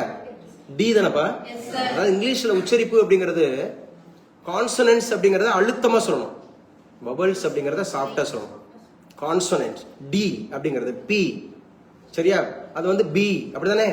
சி டி எஃப் நல்லாவே ஸ்ட்ராங்கா சொல்லலாம், அழுத்தி சொல்லலாம். அப்பதான் உச்சரிப்பு நல்லா வரும். காலேஜ்னு சொல்லலாமா? காலேஜா காலேஜா? நம்ம ஊர்கள்ல இப்ப எங்க அம்மா எல்லாம் சொல்லும் போது என் பிள்ளை காலேஜுக்கு போயிருக்கு அப்படிதான் சொல்ல, காலேஜ்னு சொல்ல தெரியாது. அப்படித்தானே? சோ படிச்சவங்களுக்கும் படிக்காதவங்களுக்கும் உச்சரிப்புல கொஞ்சம் டிஃபரெண்ட் இருக்குமா? இருக்கணுமா? டிஃபரெண்ட் இருக்கணும். எஸ். அப்ப மத்திய மாநில அரசு உறவுகள் தலைப்பெழுதுங்க. அது வந்து இந்தியன் பாலிட்டில முக்கியமான ஒரு சாப்டரா? பேசுங்கப்பா. இந்தியன் பாலிட்டில ஒரு முக்கியமான சாப்டர் வந்து எதுப்பா? மத்திய மாநில அரசு உறவுகள். மத்திய மாநில அரசு உறவுகள் அப்படின்னாவே ஃபர்ஸ்ட் வந்து ஸ்டீவால்ட் கமிட்டி. அப்படிதானே? ஆல்ரெடி பார்த்திருக்கோம் 1960ல ஸ்டீவால்ட் அப்படிங்கிற ஒரு கமிட்டி பார்த்திருக்கோம். ஸ்டீவால்ட் கமிட்டி அப்படிங்கறது பார்த்திருக்கோம். ஒண்ணு அப்படிதானே தம்பி? ரெண்டு வந்து ராஜா மன்னார் நம்ம ஊர்ல தமிழ்நாட்டுல 1969ல ராஜா மன்னார் கமிட்டி 1969 நம்ம ஊர்ல தான். அடுத்தாப்புல மூன்றாவது இடத்துல யாரு சார்னா சர்க்காரியா கமிஷன் 1980. அப்படியா? சூப்பரா படிச்சிருக்கீங்க பழைய ஸ்டூடெண்ட்ஸ் எல்லாம். யாரும் சொல்றீங்க? ஆன்லைன்ல அஸ்மிதா 83ங்க. சர்க்காரியா கமிஷன் 1983. அதுக்கப்புறம் மேற்கு வங்காளம் அப்படின்னு சொல்லக்கூடிய ஒரு ஏதோ ரெசல்யூஷன் இருக்கா? மேற்கு வங்காளம் ரெசல்யூஷன் அப்படிங்கிற ஒரு குழு இருக்கும். அதுவும் சொல்லுமா memorandum. West Bengal memorandum sir. Exactly correct. West Bengal memorandum year என்ன சொன்னோம்? 1977. 1977. எஸ். அதே போல மதன் மோகன் மாளவியா புன்ஷி கமிட்டின்னு ஒன்று வரும். மதன் மோகன் மாளவியா புன்ஷி கமிட்டி அப்படின்னு வரும். அது 2002 10 ஐ திங்க் சோ. இந்த இயர் 2007 மதன் மோகன் Malaviya புன்ஷி committee 2007. So these are connected with central state relations. Central state relations. மத்திய மாநில அரசு உறவுகள் கமிட்டியில இருந்து ஒரு கேள்வி கண்டிப்பா வரும். மத்திய மாநில அரசு உறவுகள் பற்றி ஆராய்க. மெயின்ஸ்ல கேள்வி கேட்பாங்க. சமீபத்தில் நாகநாதன் அவர்கள் பேப்பர்ல குறிப்பிடப்பட்டார். எது சம்பந்தப்பட்டது? மத்திய மாநில அரசு உறவுகளை பத்தி என்ன பண்ணணுமா? ஆராய வேண்டும்ல. பொது வாக்கெடுப்பு எடுக்கணும். இந்த விவகாரங்கள்ல பொது வாக்கெடுப்பு எடுக்கணும்னு சொல்லியிருக்காங்க. நம்ம தமிழகத்தோட என்னவாக இருக்காங்க? திட்டக்குழுவோட துணைத் தலைவர். சொல்லுங்க. திட்டக்குழுவோட துணைத் தலைவர் அப்படிங்கறத இருக்கிறாங்க வைக்கிறாங்க. யாரை பத்தி பேசிட்டு இருக்கோம்? நாகநாதன் பத்தி பேசிட்டு இருக்கோம் அப்படிங்கிறது. சென்ட்ரல் ரயில் நிலையத்துல 15 லட்சம் பறிமுதலாம். சென்ட்ரல் ரயில் நிலையம் அப்படிங்கிறது எங்க இருக்கு? சென்னை. சென்னை யாருடைய பேர்ல இருக்கு? எம்ஜிஆர். புரட்சி தலைவர் எம்ஜிஆரோட பேர்ல இருக்கு சென்னை அப்படிங்கிறது. சென்ட்ரல் ரயில் அப்படிங்கிறது அது அறிஞர் அண்ணாவோட பேர்ல இருக்கிறது யாரு? ஏர்போர்ட்னு சொல்லக்கூடாது, இன்டர்நேஷனல் ஏர்போர்ட். காமராஜருடைய பேர்ல டொமஸ்டிக் ஏர்போர்ட் அப்படிங்கிறது. எத்தனை ஏர்போர்ட் இருக்கு இன்டர்நேஷனல் தமிழ்நாட்டுல? 4 இருக்கு. சென்னை, மதுரை, திருச்சி, கோயம்புத்தூர். சென்னை, மதுரை, திருச்சி, கோயம்புத்தூர் அப்படிங்கறத ஞாபகம் வச்சுக்கணும். 175 தொகுதிகள்ல உதயசூரியன் போட்டியா? 169 யாரு? ஏடிஎம்கே. மொத்தம் 234. சரி, ஒரு 234 தொகுதிகள்ல எத்தனை சீட்டு பிடிச்சா அவங்க மெஜாரிட்டியில ஆட்சி ஆளலாம்? 110 மெஜாரிட்டி. 108ன்றது ஓகே தான். 110 புரியுதா நான் சொல்றது? 110 அப்படிங்கறது சட்டப்பேரவைகள் விதி ஒண்ணு இருக்கா? சட்டப்பேரவைகள் விதி இன்னொன்னு இருக்கு. அந்தந்த மாநிலத்துக்கு சட்டப்பேரவைகள் விதின்றது 110. அதே மாதிரி மணிபில்ன்றது 110வா? சென்ட்ரல் கவர்மெண்ட்டுக்கு 110ன்றது என்னது? மணி பில் அப்படிங்கறத ஞாபகம் வச்சுக்கிறோம். சட்டப்பேரவையில் அந்த சட்டப்பேரவைகள்ல ஏதாவது ஒரு திட்டங்கள் கொடுக்கறதா வைக்கிறதா இருந்தா அந்த விதிக்கு உட்பட்டு பண்ணுவாங்க. சட்டப்பேரவைகள் விதினே ஒன்று தனியா இருக்கு. லெஜிஸ்லேட்டிவ் அந்த மாதிரி இருக்கக்கூடிய ப்ரொசீஜர்ஸ், லெஜிஸ்லேட்டிவ் ப்ரொசீஜர்ஸ் லா அப்படின்னு ஒன்று இருக்கு. சட்டப்பேரவைகள் விதின்னு ஒன்று இருக்கு. ஸோ இப்போ ஏதாவது ஒன்று வந்து இப்போ நீட்டு விவகாரம் ஒன்று இருக்குன்னு வச்சுங்க, அது சட்டப்பேரவைகள் விதிப்படி கொண்டு வந்து அதை நம்ம சரி பண்ணலாம். ஒரு பொதுவான விஷயங்களை கொண்டு வரலாம். புரியுதா பேசுறது? சோ அடுத்து ஞாபகம் வச்சுங்க, டார்ச் சின்னத்தின் மீது டார்ச் சின்னத்தில் மக்கள் நீதி மையம் போட்டியிட அனுமதிக்க வேண்டும். முதல்வருக்கு தொல் திருமாவளவன் கோரிக்கை. ஏன்னா அந்த கட்சி ஒண்ணுமே இல்லாத கட்சியா இருந்துட்டு போக கூடாது அப்படின்றதுக்காக அவர் வந்து ஒரு குரல் கொடுக்கிறாருங்க. ஏன்னா மக்கள் நீதி மையம் ஒரு கட்சி இருக்குல்ல, அவங்க சின்னத்துல நின்னாதானே அவங்களுக்கு ஒரு அங்கீகாரம் கிடைக்கும். பேசுற புரியுதா? விசிகா அப்படிங்கிறது வந்து எப்படி அங்கீகாரம் பெற்றது அப்படின்னா அவங்க பானை சின்னத்துல நின்று ஜெயிச்சாங்க. பேசுற புரியுதா? பானை சின்னத்துல நின்று ஜெயிச்சதுனாலதான் அவங்களுக்கு அங்கீகாரம் கிடைச்சது. ஒரு மாநில அந்தஸ்து பெறுவதற்கான அங்கீகாரம் என்ன அப்படிங்கிறதுக்கான அதுக்கான ரூல்ஸ் இருக்கு. ஒரு தேசிய கட்சி அங்கீகாரம் வாங்குறதுக்கான ரூல்ஸ் இருக்கு. இப்ப தேசிய கட்சி அங்கீகாரம் வாங்குறதுக்கு தான் விசிகா அப்படிங்கிறது முயற்சி பண்ணுது. புரியுதா சொல்றது? ஏன்னா புதுச்சேரியிலே அவங்க நிக்கிறாங்க, கர்நாடகால நிக்கிறாங்க, ஆந்திரால நிக்கிறாங்க, தெலுங்கானால நிக்கிறாங்க, பக்கத்துல கேரளா நிக்கிறாங்க, மகாராஷ்டிரா நிக்கிறாங்க, டெல்லியில நிக்கிறாங்க. சோ ஒரு மாநிலத்துல இப்ப நம்ம ஊர்ல இருக்கக்கூடிய எந்த ஒரு கட்சியும் தேசிய கட்சியில இல்ல. பேசுறது புரியுதா? அதாவது ரீஜனல் பார்ட்டியை சொல்றேன். டிஎம்கே கிடையாது, ஏடிஎம்கே கிடையாது, நாம் தமிழர் கிடையாது. நாம் தமிழர் என்ற பேரை வச்சுக்கிட்டு கேரளால போய் நம்ம நிக்க முடியுமா? ஆந்திரால போய் நிக்க முடியுமா? நிக்கவே முடியாது. நாம் தமிழர் என்ற பேரை வச்சுக்கிட்டு நம்ம தமிழ்நாட்டில் மட்டும்தான் என்ன பண்ண முடியும் அப்படின்னு சொல்லிட்டு. சோ இந்த முறை அப்படிங்கிறது நாம் தமிழர் கட்சியினுடைய ஒருங்கிணைப்பாளர் அப்படிங்கிறவர் நம்ம பகுதியில் போட்டி போறாரா? எவ்வளவு பேர் போட்டி போடுவோம்? எவ்வளவு வாக்காளர்கள் இருக்கா தெரியுமா? 3,03,370 பேர் இருக்காங்க. 3,03,333 வருது பாருங்க. 3,03,370 பேர் இருக்கிறாங்க. அதுல நீங்களும் நானும் இருப்போம். யாரு காரைக்குடியில ஓட்டு போடுறவங்களா கை உயர்த்துங்க. காரைக்குடியில ஓட்டு போடுறவங்க எந்த ஊருப்பா? இல்ல நீங்க எந்த ஊரு? காரைக்குடியில எங்க? ஆலங்குடி அருவிதானா? காரைக்குடியில தான் ஓட்டு போடுவீங்க. செக்காலே காரைக்குடி தான் ஓட்டு போடுவீங்க. மூவி ஸ்கூல் கண்டிப்பா காரைக்குடியில ஓட்டு போடுவீங்க. முத்துப்பட்டினம் கண்டிப்பா முத்துப்பட்டினம் தான். செஞ்சை காரைக்குடி தான். செஞ்சை. ஆனா இப்ப நம்ம இருக்கிற ஊர், இப்ப உட்கார்ந்து இருக்கிற ஊர் எந்த ஊரும் தெரியுமா? திருப்பத்தூர். நாய் விரட்டினா 5 நிமிஷத்துல ஓடிடலாம் என்ன காரைக்குடிக்கு. ஆனா திருப்பத்தூர் எங்க இருக்கு? ஒரு 25 கிலோமீட்டர்ல இருக்கு, அப்படித்தானே? இங்கக்குள்ள இருந்துகிட்டு இந்த தொகுதி எங்க இருக்கு? திருப்பத்தூர் தொகுதி. திருப்பத்தூர் தொகுதி தான் இங்க, சரியா? ஆக்சுவலா என்ன சொல்றோம்னா, இப்ப காரைக்குடி தொகுதியில 3,03,370 பேர் வாக்காளர்கள் இருக்கிறாங்க. இதுல 1,48,000 பேர் அப்படிங்கறது ஆண்கள் இருக்கிறாங்க, 1,51,000 பேர் பெண்கள் இருக்கிறாங்க, ஒரு 28 பேர் டிரான்ஸ்ஜெண்டர் இருக்கிறாங்க. நான் பேசுற புரிஞ்சா? இவங்க எல்லாம் ஓட்டு போடுறாங்க. ஒரு ஸ்டாட்டிஸ்டிக்ஸ் கிடைக்குதா? ஒரு டெமோகிராஃபி தெரிஞ்சுக்கணும். நம்ம ஊரை பத்தி ஒரு டெமோகிராஃபி தெரிஞ்சு வச்சுக்கணும். எவ்வளவு பேர் ஓட்டு போட போறாங்க? ஒரு 3,03,300 பேர் அப்ராக்சிமேட். ஒரு 3,03,300 பேர் அப்ராக்சிமேட்டா காரைக்குடியில ஓட்டு போட போறாங்க, சரியா? அடுத்தப்பல வந்து பாத்தீங்க அப்படின்னு சொன்னா அதுல பெண்கள் எவ்வளவு பேர் இருக்காங்க? 1,51,000 பேர் இருக்காங்க. சோ ஆண்கள் இருக்காங்க 1,48,000 பேர் இருக்கிறாங்க. இந்த நீங்க நல்லா பாத்தீங்கன்னா எல்லா ஊர்லயுமே பெண் வாக்காளர்கள் அதிகமா இருக்கிறாங்க. அதுலயும் குறிப்பா சிவகங்கை எடுத்துக்கிட்டா கண்டிப்பா கூட இருப்பாங்க. ஏன்னா எல்லா பயலும் வெளிநாட்டுல இருப்பாங்க, அப்படித்தானே? மேக்சிமம் ராமநாதபுரம், சிவகங்கை, புதுக்கோட்டை எல்லாம் எடுத்துக்கிட்டீங்கன்னா, மதுரை கூட இன்க்ளூட் எடுத்துக்கிட்டீங்கன்னா என்ஆர்ஐஸ் அதிகம் இருப்பாங்க. வெளிநாட்டுல தான் அதிகமா வேலை பார்ப்பாங்க. அப்படிங்கிற போது பெண்கள் அதிகமா இருப்பாங்க உள்ளூர்ல, அப்படித்தானே? ஆனா இன்னைக்கு இருக்க காலகட்டத்தில் வந்து பாத்தீங்கன்னு சொன்னா ஓட்டு போடுறவங்க பெண்கள் அதிகமா இருக்கிறதுக்கு காரணம் என்னன்னா, நிறைய சீக்கிரத்துல செத்து போயிடுறாங்க, ஆண்கள் செத்து போயிடுறாங்க, நிறைய லிக்கர் எடுத்துக்கிறாங்க, நிறைய ஆக்சிடென்ட் பண்றாங்க, நிறைய, அப்படித்தானே? நிறைய பேர் சீக்கிரத்திலே இறந்துடுறாங்க. கிராமங்கள்லாம் ரொம்ப அலாமிங்கா இருக்கு. கிராமங்கள்ல பாத்தீங்கன்னா அலாமியா இருக்கு. 45 வயசுக்குள்ள 30ல இருந்து 45 வயசுக்குள்ள எல்லாருமே வந்து பாத்தீங்கன்னா மேக்சிமம் அந்த குடும்பங்கள்ல விடோவை ஏற பாக்குறோம். என்னன்னா லிக்கர் அந்த மாதிரி இருக்கிறது, ஆக்சிடென்ட் இல்ல வேற ஏதோ சம்திங் அந்த மாதிரி இருக்கக்கூடிய விஷயங்கள்ல. அதனால ரொம்ப கவனமா இருக்கணும், எச்சரிக்கையா இருக்கணும். இப்ப நம்ம மக்கள் நீதி மையம் அப்படிங்கறது டார்ச் சின்னம் தானே?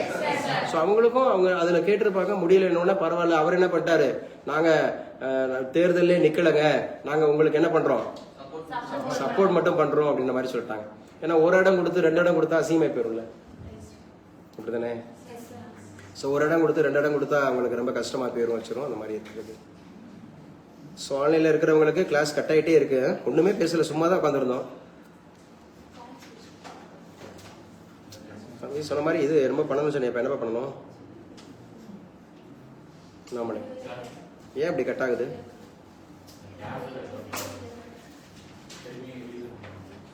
ரீசெட் பண்ணணும்.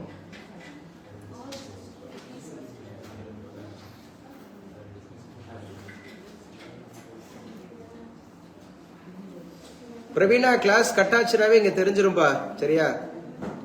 பிரவீனா, ஆமா, கிளாஸ் கட் ஆயிடுச்சுனாவே இங்க தெரிஞ்சிடும். ஏன்னா போர்டு ஆன் பண்ணி இருக்கிறனால போர்டுல காமிச்சு கொடுத்துருது. அதனால என்ன பண்ணுங்க அப்படின்னு சொன்னா அமைதியா இருங்க, வெயிட் பண்ணுங்க. சரி, இப்ப நம்ம பேசிட்டு இருந்தோம் ஒரு கட்சி அங்கீகாரம் பெறணும் அப்படின்னு சொன்னா இன்னைக்கு என்னங்க டெஸ்ட் எழுதணும்னு சொல்லியிருக்கேன். இன்னைக்கு டெஸ்ட் நேத்தே எழுதிட்டீங்களா? நேத்தே எழுதிட்டீங்க. சரி, இப்ப என்ன சீக்ரெட் டெஸ்ட், என்ன டெஸ்ட்னா வைக்கலாம். இந்த வாரத்தில் நடத்தினா எது வேணாலும் வைக்கலாம் சீக்ரெட் டெஸ்டா. அப்ப விசிகா அப்படிங்கறதுடைய தலைவர் யாருங்க? திருமாவளவன். அவர் எந்த தொகுதியில எம்பியா இருக்காரு? சிதம்பரம். எந்த தொகுதியில இருக்காரு? சிதம்பரம் அப்படிங்கிறது. விசிகா எத்தனை எம்பிக்களை பெற்றிருக்கு? 2 எம்பிக்களை பெற்றிருக்கு. எந்தெந்த ஊரு? அதான் விசிகா, விழுப்புரம் சிதம்பரம் கட்சி அப்படின்னு சொல்லுவாரு நம்ம ஊருக்காரு. என்ன, விழுப்புரம் சிதம்பரம் கட்சி, விசிகா கட்சி அப்படின்னு சொல்லிட்டு யாரு அப்படின்னு சொன்னா மிஸ்டர் ராஜா, ஹெச் ராஜா அவர்கள். விசிகானாவே 2 தொகுதி தான் அப்படின்னு சொல்லி. இப்ப எத்தனை தொகுதியில போட்டியிட போறாங்க? 8 தொகுதிங்க. எவ்வளவு தொகுதியில நிக்கிறோன்றது முக்கியம் இல்ல, எத்தனை தொகுதியில ஜெயிக்கிறோங்கிறதா முக்கியம். புரிதான பேசுறது? ஆமா. போன முறை தேமுதிக 60 தொகுதியில நின்னாங்க, ஒரு தொகுதியோட ஜெயிக்கல. இவங்க 6 தொகுதியில தான் நின்னாங்க, 4 தொகுதியில ஜெயிச்சாங்க. பேசுற புரியுதா? எத்தனை தொகுதியில நிக்கிறோன்றது முக்கியம் இல்ல, எத்தனை ஜெயிக்கிறோன்றதா முக்கியம்.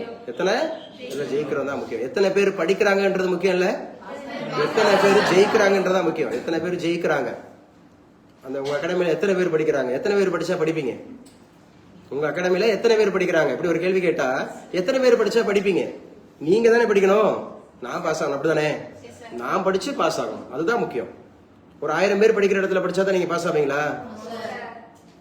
அப்படிதான் படிச்சுட்டு வந்தாங்க கைவிலாம், அப்படிதானே? இந்த அகாடமிங்கிறது தமிழகத்துல நம்பர் 1 அகாடமி. தமிழகத்துல நம்பர் 1 அகாடமி அப்படின்னு இருக்கு. ஆனா நம்ம முக்கியம், நம்ம பாஸ் பண்றோமான்றதான் முக்கியம். ஆனா அந்த அகாடமியில படிச்சதை விட நான் முதல்வன் திட்டத்துல படிச்சு பாஸ் பண்ணுவாங்க அநேகர். அப்படிதானே? தமிழகத்துல ஐஏஎஸ்ல அந்த பர்டிகுலர் அகாடமியில படிச்சவங்களை விட நான் முதல்வர் திட்டத்துல படிச்சவங்க, ஃப்ரீயா படிச்சவங்க அவ்வளவு பேர் பாஸ் பண்ணிருக்காங்க. செகண்ட் பிளேஸ் பிடிச்சிருக்காங்க. அப்படிதானே? ராஜேஸ்வரி தானே? டெபுட்டி கலெக்டர் தானே? So okay, good. நல்லா படிங்க. பேரவை பெருவிழா இந்த மாதிரி டெய்லி வந்துட்டு இருக்கு. ராயபுரம் தொகுதி வந்திருக்கு, ஆவடி வந்திருக்கு. சோ இந்த தொகுதி எல்லாம் கட் ஆயிடுச்சா? இல்ல இங்க போர்டு, ஆமா இணைச்சு விட்டுருங்கப்பா. பெரம்பூரில் களமிறங்கும் பாமகவா? அப்ப பாமக அப்படிங்கிறது இருக்கு. யாருக்கு? டிஎம்கே தொகுதியில யாரு நிக்க போறான்னு தெரியல. விஜய் எதிர்த்து அப்படிங்கிறது பாமக நிக்குதான். ஏன்னா பாமக அப்படிங்கிறது அங்க வன்னியர்கள் ஓட்டு அதிகம். சரியா? விஜய்க்கு ஓட்டு போடுறவங்க காமன் பீப்புள் எல்லாரும் ஓட்டு போடுவாங்க. அப்படிதானே? அவர் சாதி பார்த்து ஓட்டு போட மாட்டாங்க, அவருக்கு எல்லாருமே ஓட்டு போடுவாங்க. களமிறங்கும் பாமக அப்படின்னு சொல்லியிருக்காங்க. பார்க்கலாம். சோ பெரம்பூர் தொகுதியில முதல் வெற்றியை பதிவு செய்கிறாரா விஜய் அப்படிங்கிறது. சோ விஜய் அப்படிங்கிறது ஜெயிச்சுட்டாரு அப்படின்னு சொன்னாவே அது பெரிய வெற்றிங்க. இந்த தேர்தல்ல விஜய் ஜெயிச்சுட்டு, ஒரு ஆள் ஜெயிச்சுட்டாவே டிவிகே அப்படிங்கிறது பெரிய வெற்றிங்க. அது விஜய் ஒரு ஆளு. அதே மாதிரி பக்கத்துல வந்து ஆர்கே நகர் அப்படிங்கிற தொகுதியில ஜேபிஆர் காலேஜோட ஓனர் நிக்கிறாரு. ஜேபிஆர் அப்படிங்கிற ஒரு காலேஜ் இருக்குல்ல சென்னையில, அது ஒரு பாப்புலர் அப்படிங்கிறது. சோ அந்த காலேஜினுடைய ஓனர் அப்படிங்கறது நிக்கிறாரு. எந்த தொகுதியில? ஆர்கே நகர். நம்ம ஜெயலலிதா அம்மையார் நின்று ஜெயிச்ச தொகுதி ஆர்கே நகர். ஷெட்யூல் காஸ்ட் பாப்புலேஷன் அதிகம். ஷெட்யூல் காஸ்ட் அப்படிங்கிறது கிறிஸ்டியானிட்டில இருக்கிறவங்க, ஷெட்யூல் காஸ்ட் பாப்புலேஷன்லாம் ரொம்ப அதிகமான ஒரு நிக்கக்கூடிய தொகுதி. பெரம்பூர் தொகுதி அப்படிங்கிறது விஐபி தொகுதியா இருக்கு. காரைக்குடி தொகுதி விஐபி தொகுதியா இருக்கு. பார்க்கலாம். தமிழகத்தில் இருப்பை வெளிப்படுத்தும் பாஜக. பாஜக கிட்டத்தட்ட 30 இடங்களா? பேசுங்க. 30 இடங்கள் அப்படிங்கிறது இந்த முறை களம் காணுது. எத்தனை இடங்கள்ல ஆல்ரெடி எத்தனை எம்எல்ஏக்கள் இருக்கான்னு தெரியுமா? 5, 6, 4 செக் பண்ணிங்க. எம்எல்ஏக்கள் எத்தனை பேர் இருக்கிறாங்க செக் பண்ணிக்கங்க. சோ 3 முதல்வர்களை தந்த ஒருங்கிணைந்த சேலம். 3 முதல்வர்களை தந்திருக்கு. எழுதி வச்சுக்க. யார் யாருங்க தந்திருக்கு? சேலத்துல இதுவரைக்கும் வந்திருக்கிறது ராஜாஜி வந்திருக்கிறாரு, சுப்பராயன் வந்திருக்கிறாரு நீதி கட்சியில இருந்து சுப்பராயன் வந்திருக்கிறாரு. நம்ம இபிஎஸ் எடப்பாடி பழனிசாமி அவர்கள் மக்களால் தேர்ந்தெடுக்கப்படல. மக்களுக்காக நான், மக்களால் நான், மக்களுக்காகவே நான், அவரால் தேர்ந்தெடுக்கப்பட்டாங்க. அப்படிதானே? எஸ், மக்களால் தேர்ந்தெடுக்கப்படல. இது வரைக்கும் டிஎம்கே அப்படிங்கறது இபிஎஸ் அண்ட் ஓபிஎஸ் அவங்க மக்களால் தேர்ந்தெடுக்கப்படல அப்படிங்கறத ஞாபகம் வச்சுக்கணும். சோ இது முக்கியமானது. சுப்பராயன் அப்படிங்கிறவர் நீதி கட்சியாப்பா? ராஜாஜி அப்படிங்கிறவர். ராஜாஜி யாரோட சம்பந்தினா என்னது? பொண்ணு கொடுத்து பொண்ணு வாங்குறது, மாப்பிள்ளை கொடுத்து பொண்ணு வாங்குறது. அப்படித்தானே? காந்திஜியோட சம்பந்திங்க அவரு. காந்திஜியோட சம்பந்தி. எழுதி வச்சுங்க. ராஜாஜியோட பொண்ணுதான் காந்திஜியோட பையன் கல்யாணம் பண்ணாரு. ஒரு முறை என்ன பண்ணாங்க அப்படின்னு சொன்னா, அந்த சுதந்திரம்னா என்னப்பா அப்படின்ற மாதிரி கேட்டாங்களா நேருட்ட. சுதந்திரம்னா என்ன ஒரு பேப்பர்ல எழுதி கொடுத்து, இருந்தாங்க உங்களுக்கு சுதந்திரம் கொடுத்துட்டோம் 1947 ஆகஸ்ட் 15 அப்படிங்கிற சுதந்திரம் கொடுத்துட்டா அது ஒரு பேப்பர் தானே சுதந்திரம் அப்படிங்கிற மாதிரி கேட்கும்போது ராஜாஜி சொன்னாரா அருமையா, எங்க ஊர்லங்க ஒரு பழக்கம் இருக்கு, செங்கோல் அப்படிங்கிற ஒரு பழக்கம் இருக்கு. என்ன பழக்கம்? செங்கோல் அப்படிங்கிற ஒரு பழக்கம் இருக்கு. அந்த மாதிரி ஒரு மன்னர்கள் இடத்துல அந்த ஒரு செங்கோலை கொடுத்துட்டா அவங்க வந்து ஆட்சி பீடத்துல உட்கார்ந்து இருக்கிறாங்க அப்படிங்கிற மாதிரி இருக்கு. இன்னைக்கும் அதோடைய அந்த முறை அப்படியே போயிட்டே இருக்கு. ஒவ்வொரு அரசியல் கட்சியிலயும் ஒரு செங்கோல் மாதிரி கொடுக்கறாங்க தெரியுமா? இல்ல ஒரு வாள் கொடுக்கறாங்க தெரியுமா? தங்கமோ வெள்ளியோ ஒரு வாள் கொடுக்கறாங்கல்ல, அது வந்து இந்த அதிகாரத்தை, நான் அதிகாரத்துல இருக்கேன்றதை காமிச்சு கொடுக்கறதுக்கு. நம்ம தலைவர் பிரதமர் மோடி அவர்கள் கூட பிரதமராக அப்படி வந்து பாத்தீங்கன்னா பாரத் மண்டபம் அப்படிங்க, சாரி, இப்ப புதிய நாடாளுமன்றத்துல உள்ள போகும்போது செங்கோல் கொடுத்தாங்களா? தமிழ்நாட்டில இருந்து தான் கொடுத்தாங்க. எங்க இருந்து கொடுத்தாங்க? தமிழ்நாட்டில இருந்து தான் கொடுத்தாங்க. அந்த செங்கோல் அப்படிங்கறது கொடுத்தாங்க. ஒரு ஆதீனம் தான் கொடுத்தாரு. எஸ், தஞ்சாவூர்ல ஒரு ஆதீனம் தான் கொடுத்தாரு அந்த செங்கோல். அப்படி அது கூட கிடைக்கும் போது ஒரு அதிகாரம் நமக்கு கிடைக்குதுன்னு அர்த்தம். அப்படிதானே? செங்கோல் தவறாத நீதினு சொல்லுவாங்கல்ல, பாண்டியர்கள், பாண்டிய மன்னன் அந்த மாதிரி. சோ அப்ப சேலம் எத்தனை முதலமைச்சர்களை சந்திச்சிருக்கு? 3 முதலமைச்சர்களை சந்திச்சிருக்கு அப்படிங்கறத ஞாபகம் வச்சுங்க. So doctor K Krishnasamy AIADMK தவறு செய்கிறது அப்படின்னு சொல்லியிருக்காரு. போரை விரும்பும் வல்லரசுகள், இவரும் இன்னும் எந்த பக்கமும் போகல. ஜான் பாண்டியன் அப்படிங்கிறவரு, அவருக்கு ஒரே ஒரு சீட்டு கொடுத்துருக்காங்க. சோ அதுக்கப்புறம் அந்த பக்கம் வந்து பாத்தீங்கன்னா என்னமோ கட்சியில சென்னையில ஒரு முக்கியமான கட்சி இருக்குங்க, அவங்களுக்கும் ஒரு சீட்டை கொடுத்து அவங்களை ஒதுக்கி விட்டுறாங்க. சோ அந்த மாதிரி இருக்கக்கூடியது பாருங்க, ஒரு பெரிய கட்சியா இருக்கும் தமிழகத்துல, ஆனா ஒரு சீட்டு அப்படிங்கிற மாதிரி இருக்கக்கூடியது. சட்டம் அல்ல புரிதல் வேண்டும்னு ஒரு கட்டுரை எழுதியிருக்காங்க. சட்டம் அல்ல புரிதல் வேண்டும். எதுக்குங்க சட்டம் அல்ல புரிதல் வேண்டும்? பிரசவம் என்பது பெண்மை எதிர்கொள்ளும் வேதனை என்றால், பருவம் எய்தும் காலம் தொட்டு முதுமை கால தொடக்கம் வரையில் மகளிர் எதிர்கொள்ளும் மாதவிடாய் சிரமங்கள் ஆண்களால் உணர முடியாத இயற்கை உபாதை. பொது வெளியில் அதிகம் பேசப்படாத, பெண்கள் மட்டுமே அனுபவிக்கும் அந்த அவஸ்தை குறித்து ஆண்கள் உணர்வதில்லை என்பது மட்டுமல்ல, அதை ஒரு பொருட்டாகவும் எடுத்துக்கொள்வதில்லை. இப்போ இது வந்து புரிதல் இருக்கணும் அப்படின்னு மாதிரி சொல்றாங்க. இதற்கான சட்டம் என்ன கொண்டு வராங்கன்னு பாருங்க. வாழ்வியல் நெறியில் பெண்மையின் மாதவிடாய் துயரம் உணரப்பட்டிருந்தது. அவர்கள் அந்த 3 நாட்கள் ஓய்வு வழங்கப்பட்டு அன்றாட நடவடிக்கையிலிருந்து விலக்கி வைக்கப்பட்டிருந்தனர். ஏன்னா ஆரம்ப காலத்தில் அப்படிதான். அதை ஆணாதிக்க சமுதாய பெண்ணடிமைத்தனம் சிந்தனையின் அடையாளம் என்று வர்ணிக்க முற்படுபவர்கள் நோக்கத்தை புரிந்து கொள்ளாமல் நடைமுறையை மட்டுமே வைத்து மகளிரின் மாதவிடாய் ஓய்வை அணுக முற்பட்டனர் என்றுதான் கூற வேண்டும். இது வந்து நீங்க இது ஒரு எத்திக்ஸா எடுத்துக்கிட்டேன்னு வச்சுங்களேன். நீங்க ஆரம்ப காலத்துல பாத்தீங்க அப்படின்னு சொன்னா, இப்ப எங்க ஊர்கள்லாம் பாத்தீங்கன்னா, கிராமங்கள்லாம் வந்து பாத்தீங்கன்னா, இப்ப என்னுடைய அக்காவோ என்னுடைய தங்கையோ சோ இருக்கும்போது தனியா அவங்களுக்கு சாப்பாடு கொடுப்பாங்க, தனியா வச்சுக்குவாங்க, அவங்கள வேலையெல்லாம் செய்ய மாட்டாங்க. ஏன்னா அந்த ஃபீல்ட்ல அவங்க கஷ்டப்படுறாங்கன்றது புரியுதா? ஒரு பக்கம் அந்த வேற அந்த மாதிரி இருக்கிறது. ஆனா இத பெண் உரிமையாளர்கள் எடுத்துக்கிட்டாங்கன்னா, இது வந்து ஏதோ அவங்களை தனிமைப்படுத்துறாங்க, இது வந்து தனியா பண்றாங்க வைக்கிறாங்க அப்படிங்கிற மாதிரி கொண்டு வந்து பண்ணிட்டாங்க. பட் என்னன்னா, அவங்களுக்குள்ள அந்த நாட்கள்ல ஏற்படக்கூடிய வலின்னு ஒண்ணு இருக்குல்ல, அந்த நாட்கள்ல ஏற்படக்கூடிய சிரமம் ஒண்ணு இருக்குல்ல. ஆனா நிறைய அரசாங்கம் வந்து என்ன பண்றாங்கன்னா, அந்த மாதிரி நாட்கள்ல லீவு விடுங்கன்னு பேசிட்டு இருக்காங்க, வச்சிட்டு இருக்காங்க. சோ இந்த கட்டுரை நல்லா படிச்சு பாருங்க. போரை விரும்பும் வல்லரசுகள் அப்படிங்கிற மத்திய கிழக்கு போர் நடந்துட்டு இருக்கா. சோ எப்ப ஆரம்பிச்சது? 28 2026. சோ இஸ்ரேல் அமெரிக்கா கூட்டு யார் அடிக்குது? ஈரான் அடிக்குது. ஈரான் பக்கத்துல இருக்கலாம் அடிக்குது. நேத்து கூட ஒரு Facebookல ஒன்று பார்த்தேன். அண்ணன், அக்கா, தங்கச்சி, தம்பி 4 பேரு அவன் வந்து அடிச்சுக்கிறாங்க. அது இஸ்ரேல் ஒரு அக்கா இருக்கா, அக்காவா அண்ணனோ தெரியல, அமெரிக்கான்னு ஒண்ணு இருக்கு, இவன் ஈரான் ஒரு பையன் இருக்கிறான் தம்பி. அதுக்கிடையில ஒருத்தன் வர்றேன். அவன் யாருன்னு சொன்னா என்னமோ போட்டாங்கல்ல, துபாய் இருக்கும்போது அந்த ஈரான் வந்து லைட்டா அவனே ஒன்னு அடிச்சு விடுது. அந்த பையன் அவன் துபாயை அடிச்சு விடுற மாதிரி.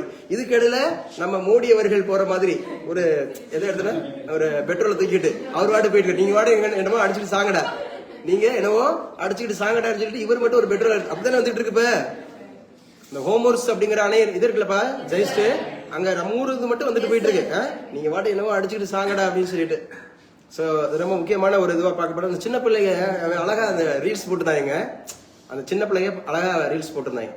இப்ப ரீசெண்டா கூப்பிட்டு சிஎம் பேசினாரா, 2 பையன்கள் கூப்பிட்டு பேசினாரா, அவங்களோட எய்ம் ஒருத்தன் IAS ஒருத்தன் IPS படிங்கடான்னு சொன்னா, அந்த படிங்கடான்னு சொன்னதுனால கூப்பிட்டு ஒரு பாராட்டு கொடுக்குறாரு. பரவாயில்ல, ஒரு சின்ன பசங்களா இருந்தாலும். கற்றுக்கொள்ளும் காலம், இது ஒரு தலைப்பு எழுதியிருக்காங்க. அம்மா இதெல்லாம் எதுக்காக இவ்வளவு தூரம் பேசுறேன்னா கவனிங்க. மெயின்ஸுக்கு இன்டர்பிரிட்டேஷன் ஸ்கில் வேணும். படிச்சதை அப்படியே ஒப்பிக்கிற தன்மை இருந்துச்சுன்னா நீங்க மெயின்ஸ்ல இன்டர்வியூல பாஸ் பண்ண முடியாது. இன்னைக்கு ஏன் அவ்வளவு என்னைக்குமே நான் கொஞ்சம் கூடுதலா பேசுறேன்ல, பேசுறதுக்கு காரணம் என்னன்னா அந்த கிரியேட்டிவிட்டி வரணும்ன்றதுக்காக, அந்த இன்டர்பிரிட்டேஷன் ஸ்கில் வரணும்ன்றதுக்காக.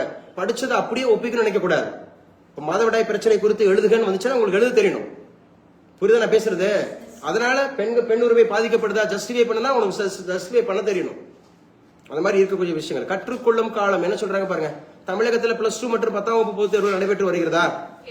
இன்னைக்குதான் +2க்கு கடைசி எக்ஸாம், அப்படித்தானே? நேற்று தினம் மேத்தமெட்டிக்ஸ் அப்படிங்கறது நடந்து முடிஞ்சிருக்கு. இன்னும் 10th சயின்ஸ் சோசியல் இருக்கு. வெளி உலகம் எல்லாம் தெரியும்ல. எத்தனை லட்சம் பேர் எழுதுறாங்க 10th?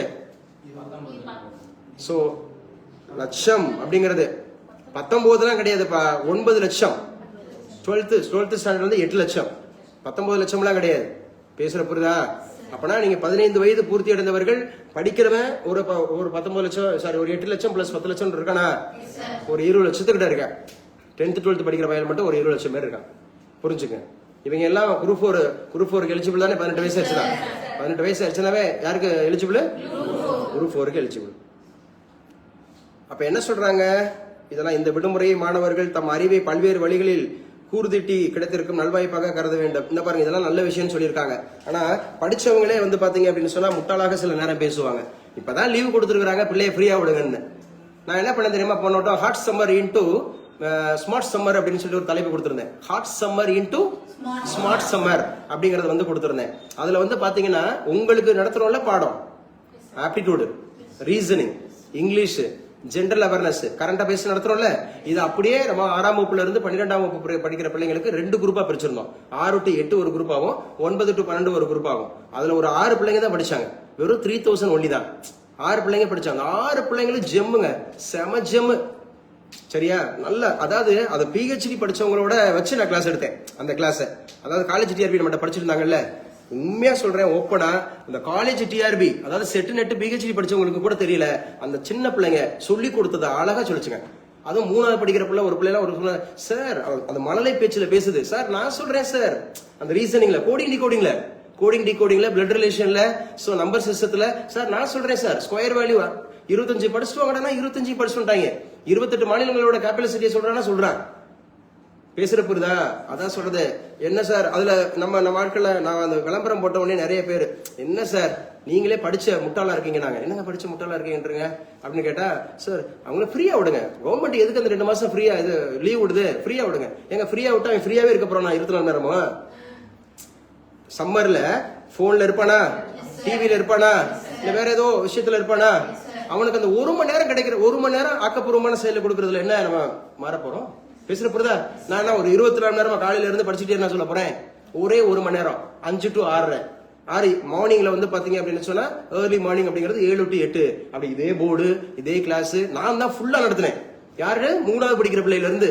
12வது படிக்கிற பிள்ளைக்கு ஃபுல்லா உட்காந்துக்கிட்டு வெறும் 6 பேர் தான் வெறும் 18,000 தான் உங்கள்ட்ட 28,000 38,000 வாங்கிட்டு இருக்கேன் அப்படித்தானே ஆனா இண்டிவிஜுவலா 45 நாள் கிளாஸ் எடுத்தேன் அந்த பிள்ளைங்க எல்லாரும் இப்போ நீங்க வந்து அந்த பொண்ணு அந்த பிள்ளைங்க வந்து பாத்தீங்கன்னா ஜூனியர் ஐஏஎஸ் பாஸ் பண்ணிருச்சு அந்த கல்லூரியில் அந்த ஸ்கூல்ல படிக்கும்போது நான் கூட போய் ராஜராஜால போய் சீஃப் கெஸ்ட் இருந்தேன்ல அந்த பையன் அவன் வந்து இஸ்ரோல எக்ஸாம் எழுதி பாஸ் பண்றான் கேபிபில பாஸ் பண்றான் ஏன்னா 6ஆம் வகுப்புல விதைச்சாச்சு எதை ஆப்டிடியூட reasoning English general awareness current affairs 12 tenses எழுதி காமிக்கிறானா அப்சல்யூட் எழுதி காமிக்கிறான் ஆப்டிடியூட்ல நீங்க கியூப் வந்து ஒரு 25 கியூப் எழுதினா எழுதி பழகுறான் இன்ன வரைக்கும் நமக்கு கூட தெரியாது 15 கியூப்னா நமக்கு தெரியாதானே தெரியுமா தெரியாது மனப்பாடம் பண்ணணும் தானே ஆனா இதான் உருவாக்கிட்டு வச்சுட்டோம் அப்படின்ற மாதிரி இருக்கக்கூடியது இதுதான் சொல்லியிருக்காங்க இங்க இந்த விடுமுறையை மாணவர்கள் தம் அறிவை பல்வேறு வழிகளில் கூர்தீட்டிக் கொள்ள கிடைத்திருக்கும் நல்வாய்ப்பாக கருத வேண்டும்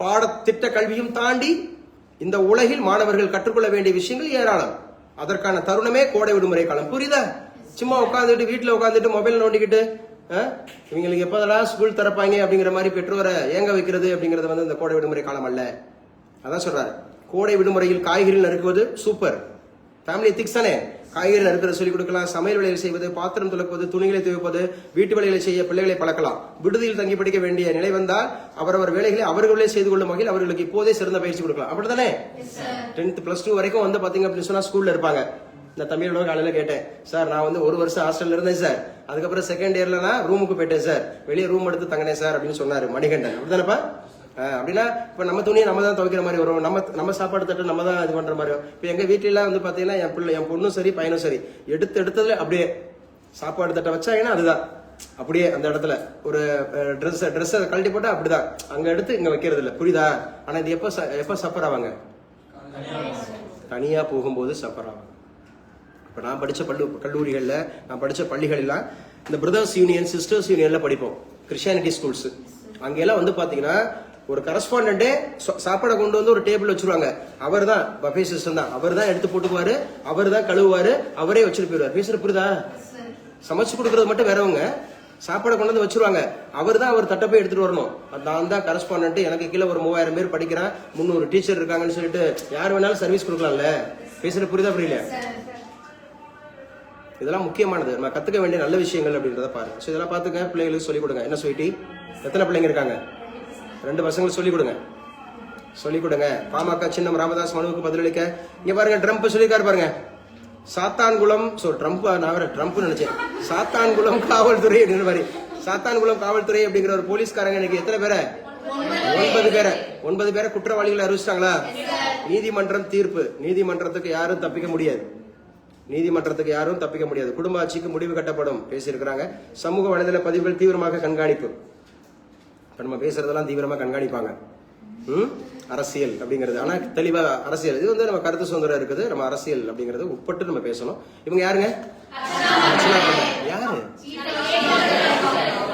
நம்முடைய அந்த சிஇஓ அப்படி மாதிரி பார்க்கணும் 11 லட்சம் அரசு செலவில் கேரள முதல்வர் நடிகர் மோகன்லால் நேர்காணல் அப்படின்னு சொல்லியிருக்காங்க உறுதியாகவும் தெளிவாகவும் சீர்திருத்தம் தொடங்குறது நிர்மலா சீதாராமன் என்னவா இருக்காங்கப்பா கிரண் ரிஜிஜு என்னவா இருக்காரு பார்லிமெண்டரோட அஃபேர்ஸோட மினிஸ்டர் அவர் தான் உதான் திட்டம் எழுதுங்க உதான் UDAN உதான் ஒரு திட்டம் நேத்திக்கு தமிழக அரசு ஒரு திட்டம் என்ன திட்டம் தேர்வுகளம் செயலி ஆப் தேர்வுகளம் அப்ப மாற்றி அமைக்கப்பட்ட உதான் திட்டம். உதான் திட்டத்துக்கு 28,840 கோடி மத்திய அரசு ஒப்புதலுங்க. 28,840 கோடி. நம்ம ஆன்லைன்ல நோட்ஸ் எடுக்கிறீங்கல்ல? என்ன திட்டம் பாக்குறோம்? உதான் திட்டம். இந்த உதான் திட்டம் அப்படிங்கறத எழுதி வச்சுங்க. சோ விமான போக்குவரத்தை உதான் திட்டம்னாவே விமான போக்குவரத்துக்கு தான். உதான்னாவே விமானம் அப்படி ஞாபகம் வச்சுக்கிறோம். யாருங்க இப்ப விமானத்துறை அமைச்சர்? ராம் மோகன் நாயுடு. எந்த ஊரு? ஆந்திர பிரதேஷ். ராம் மோகன் நாயுடு அவர் தான் நமக்கு விமானத்துறை அமைச்சரா இருக்காரு.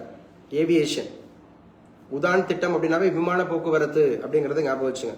விமான போக்குவரத்து. மேற்கு வங்காளம் ஆல்ரெடி பார்த்துட்டோம். ரயில் விபத்துகள் 90% குறைந்து விட்டன. ரயில் விபத்துகள். அஸ்வினி வைஷ்ணவா என்ன துறைக்கான அமைச்சரா இருக்காரு? ரயில்வேக்கு இருக்காரு. Information technology.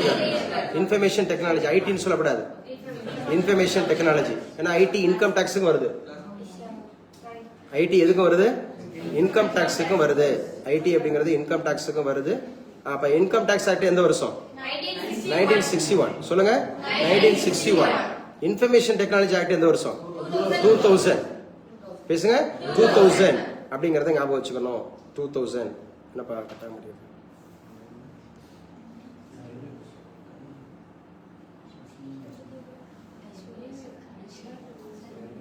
சோ ஆன்லைன்ல கேக்குதாப்பா? அவ்வளவுதான். லாஸ்ட் ஒரு 2 மினிட்ஸ் மட்டும். லாஸ்ட் 2 மினிட்ஸ் கரெக்டா நான் 11க்கு முடிச்சிடுறேன். சோ அஸ்வினி வைஷ்ணவ் எழுதிட்டீங்களா? உதான் திட்டம் எழுதிட்டீங்களா? உதான் திட்டம் எதோடு தொடர்புடையது? விமானம் அப்படிங்கறது போக்குவரத்து, அதுக்கான கட்டமைப்பு அப்படிங்கறத ஞாபகம் வச்சு. உஜ்வாலா திட்டம் எதோடு தொடர்புடையது? சிலிண்டர். மானிய விலையில சிலிண்டர் கொடுக்கறது. பெண்களுக்கு மாநில விலையில சிலிண்டர் கொடுக்கறது அப்படிங்கறத ஞாபகம் வச்சுங்க. சோ இன்னைக்கு பார்த்துட்டோம். பிஎன்ஜிக்கு மாற மறுத்தால் எல்பிஜி விநியோகம் நிறுத்தம். எழுதி வச்சுக்க. பிஎன்ஜி அதானுங்க. எல்பிஜினா உங்களுக்கு தெரியும், லிக்விஃபைடு பெட்ரோலியம் கேஸ். பிஎன்ஜினா என்னது? பிஎன்ஜினா என்னது? எழுதுங்க. பிஎன்ஜி தேடுங்க. எல்பிஜி. பிஎன்ஜிக்கு மாற மறுத்தால் எல்பிஜி விநியோகம் நிறுத்தம்ன்றாங்க. அதாவது என்ன சார்னா குழாய் வழி இயற்கை எரிவாயு. அதான் PNG. Pipe natural case. Pipe natural case. Pipe natural gas அப்படிங்கிறதுக்கு நீங்க மாறலைன்னா எல்பிஜி அப்படிங்கிற விநியோகம் அப்படிங்கிறது பாத்தீங்கன்னா உங்களுக்கு கிடையாது அப்படிங்கறது மத்திய அரசு கொடுத்திருக்கிறாங்க. Pipe natural gas. குழாய் அப்படிங்கிறது மூலமாக எரிவாயு கொடுக்கிறது. பிஎன்ஜி உள்கட்டமைப்பை விரைந்து விரிவுபடுத்துதல், தேவையான ஒப்புதல்களை எளிதாக்குதல், எரிசக்தி பாதுகாப்பை வலுப்படுத்துதல் வகையில் எல்பிஜியில் இருந்து பிஎன்ஜிக்கு மாறுவதை ஊக்குவித்தல் ஆகிய இலக்குகளை கொண்டதாகும் அப்படின்னு சொல்லி பாக்குறாங்க. இப்ப பிஎன்ஜி என்ன தெரிஞ்சுக்கிட்டீங்களா? பிஎன்ஜி என்னப்பா? பைப்பு நேச்சுரல் கேஸ் அப்படிங்கறது ஞாபகம். 3ஆம் பாலினத்தவர் சட்ட திருத்த மசோதா நாடாளுமன்றத்தில் நிறைவேற்ற ஏற்கனவே பார்த்துட்டோம். இப்ப நம்ம 3ஆம் பாலினத்தவர் காரைக்குடி தொகுதியில் எத்தனை பேர்? 28 பேர்னு சொன்னா எத்தனை பேரு? 28 பேரு. ஹோட்டல்கள்ல எல்பிஜி கட்டணங்கள் விதிக்க கூடாது. சோ நுகர்வோர் ஆணையம் சொல்லியிருக்காங்க. சோ சின்னரு வரவு முன்னேற்றமா. சின்னரு யானிக் சின்னர் எந்த ஊருப்பா? இத்தாலி. சபலன்கா எந்த ஊரு? பெலாரஸ் அப்படிங்கறது பார்த்தோம். நேற்றுக்கு ஒரு யூஎஸ்ல இருந்து ஒருத்தவங்க பார்த்தோம். கொக்கோ காய். யூஎஸ்ல யாருப்பா? கொக்கோ காய். இன்னொரு அம்மா பார்த்தோம்ல, ரைவேகினா எந்த ஊரு?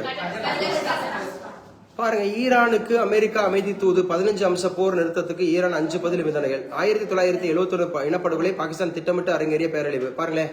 ஏன்னா 1971 சொன்னா பாகிஸ்தான் பங்களாதேஷா? பங்களாதேஷ் லிபரேஷன் ஆச்சா? இன்னைக்குதான் அந்த நாளா ஞாபகம் வச்சு. ஜப்பான் சீனா தூதரகத்துக்கு கத்தியுடன் நடந்த ராணுவ வீரரா. எரிபொருள் தட்டுப்பாடு, எகிரும் கட்டுப்பாடு நிறைய சொல்லியிருக்காங்க. பணி ஓய்வு கால நிதி திட்டமிடலில் தென்னிந்தியர்களுக்கு கூடுதல் விழிப்புணர்வு. இதெல்லாம் சும்மா தெரிஞ்சுக்கிறதுக்காக. திமுக தொகுதிகளில் நட்பு ரீதியில் போட்டியிடுவதாக காங்கிரஸ் அறிவிப்பு. திமுக தொகுதியில் நட்பு ரீதியில் போட்டியிடுவதாக காங்கிரஸ் அறிவிப்பு. புதுச்சேரி இண்டி கூட்டணியில் மீண்டும் குழப்பம் வந்திருக்கு. தமிழ் எழுத்தாளர்களுக்கு புதிய விருது. 1 கோடி பரிசு. எழுதுங்க. தமிழ் எழுத்தாளர்களுக்கு புதிய விருது. தமிழ் எழுத்தாளர்களுக்கு புதிய விருது. சோ அப்டேட் பண்ணிக்கணும். என்ன சார்? ஜெயமோகன், எழுத்தாளர் ஜெயமோகன் அறிவிச்சிருக்கிறார். சோ ஆண்டுதோறும் சிறந்த தமிழ் இலக்கியம் மற்றும் எழுத்தாளர்களுக்கான உலக இலக்கியத்துக்கான வாழும் தமிழ் விருது எழுதிச்சோ. வாழும் தமிழ் விருது. வாழும் தமிழ் விருது அப்படிங்கிறதுக்கு 1 கோடி ரூபாய் கொடுப்பாங்களாம். எழுத்தாளர் ஜெயமோகன் அறிவிச்சிருக்கிறார். தமிழ் எழுத்தாளர்களுக்கான புதிய விருது 1 கோடி பரிசு. தமிழ் விருதுடன் அப்படிங்கிறது உலக இலக்கியத்திற்கான வாழும் தமிழ் விருது. வாழும் தமிழ் விருது அப்படிங்கறத சொல்லியிருக்கிறாங்க. ஓகே, அவ்வளோதாங்க. இன்னைக்கு உண்டான கரண்ட் அஃபேர்ஸ் ஓவர். ஒரு 2 நிமிஷம் படிங்க, அப்படியே கிளாஸ் கண்டினியூ பண்ணிக்கலாம். ஸோ 2 நிமிஷம் அப்படிங்கறது படிங்க. ஸ்டேட், இன்னைக்கு உண்டான ஸ்டேட் அப்படிங்கிறது என்ன ஸ்டேட் பார்க்கணும்?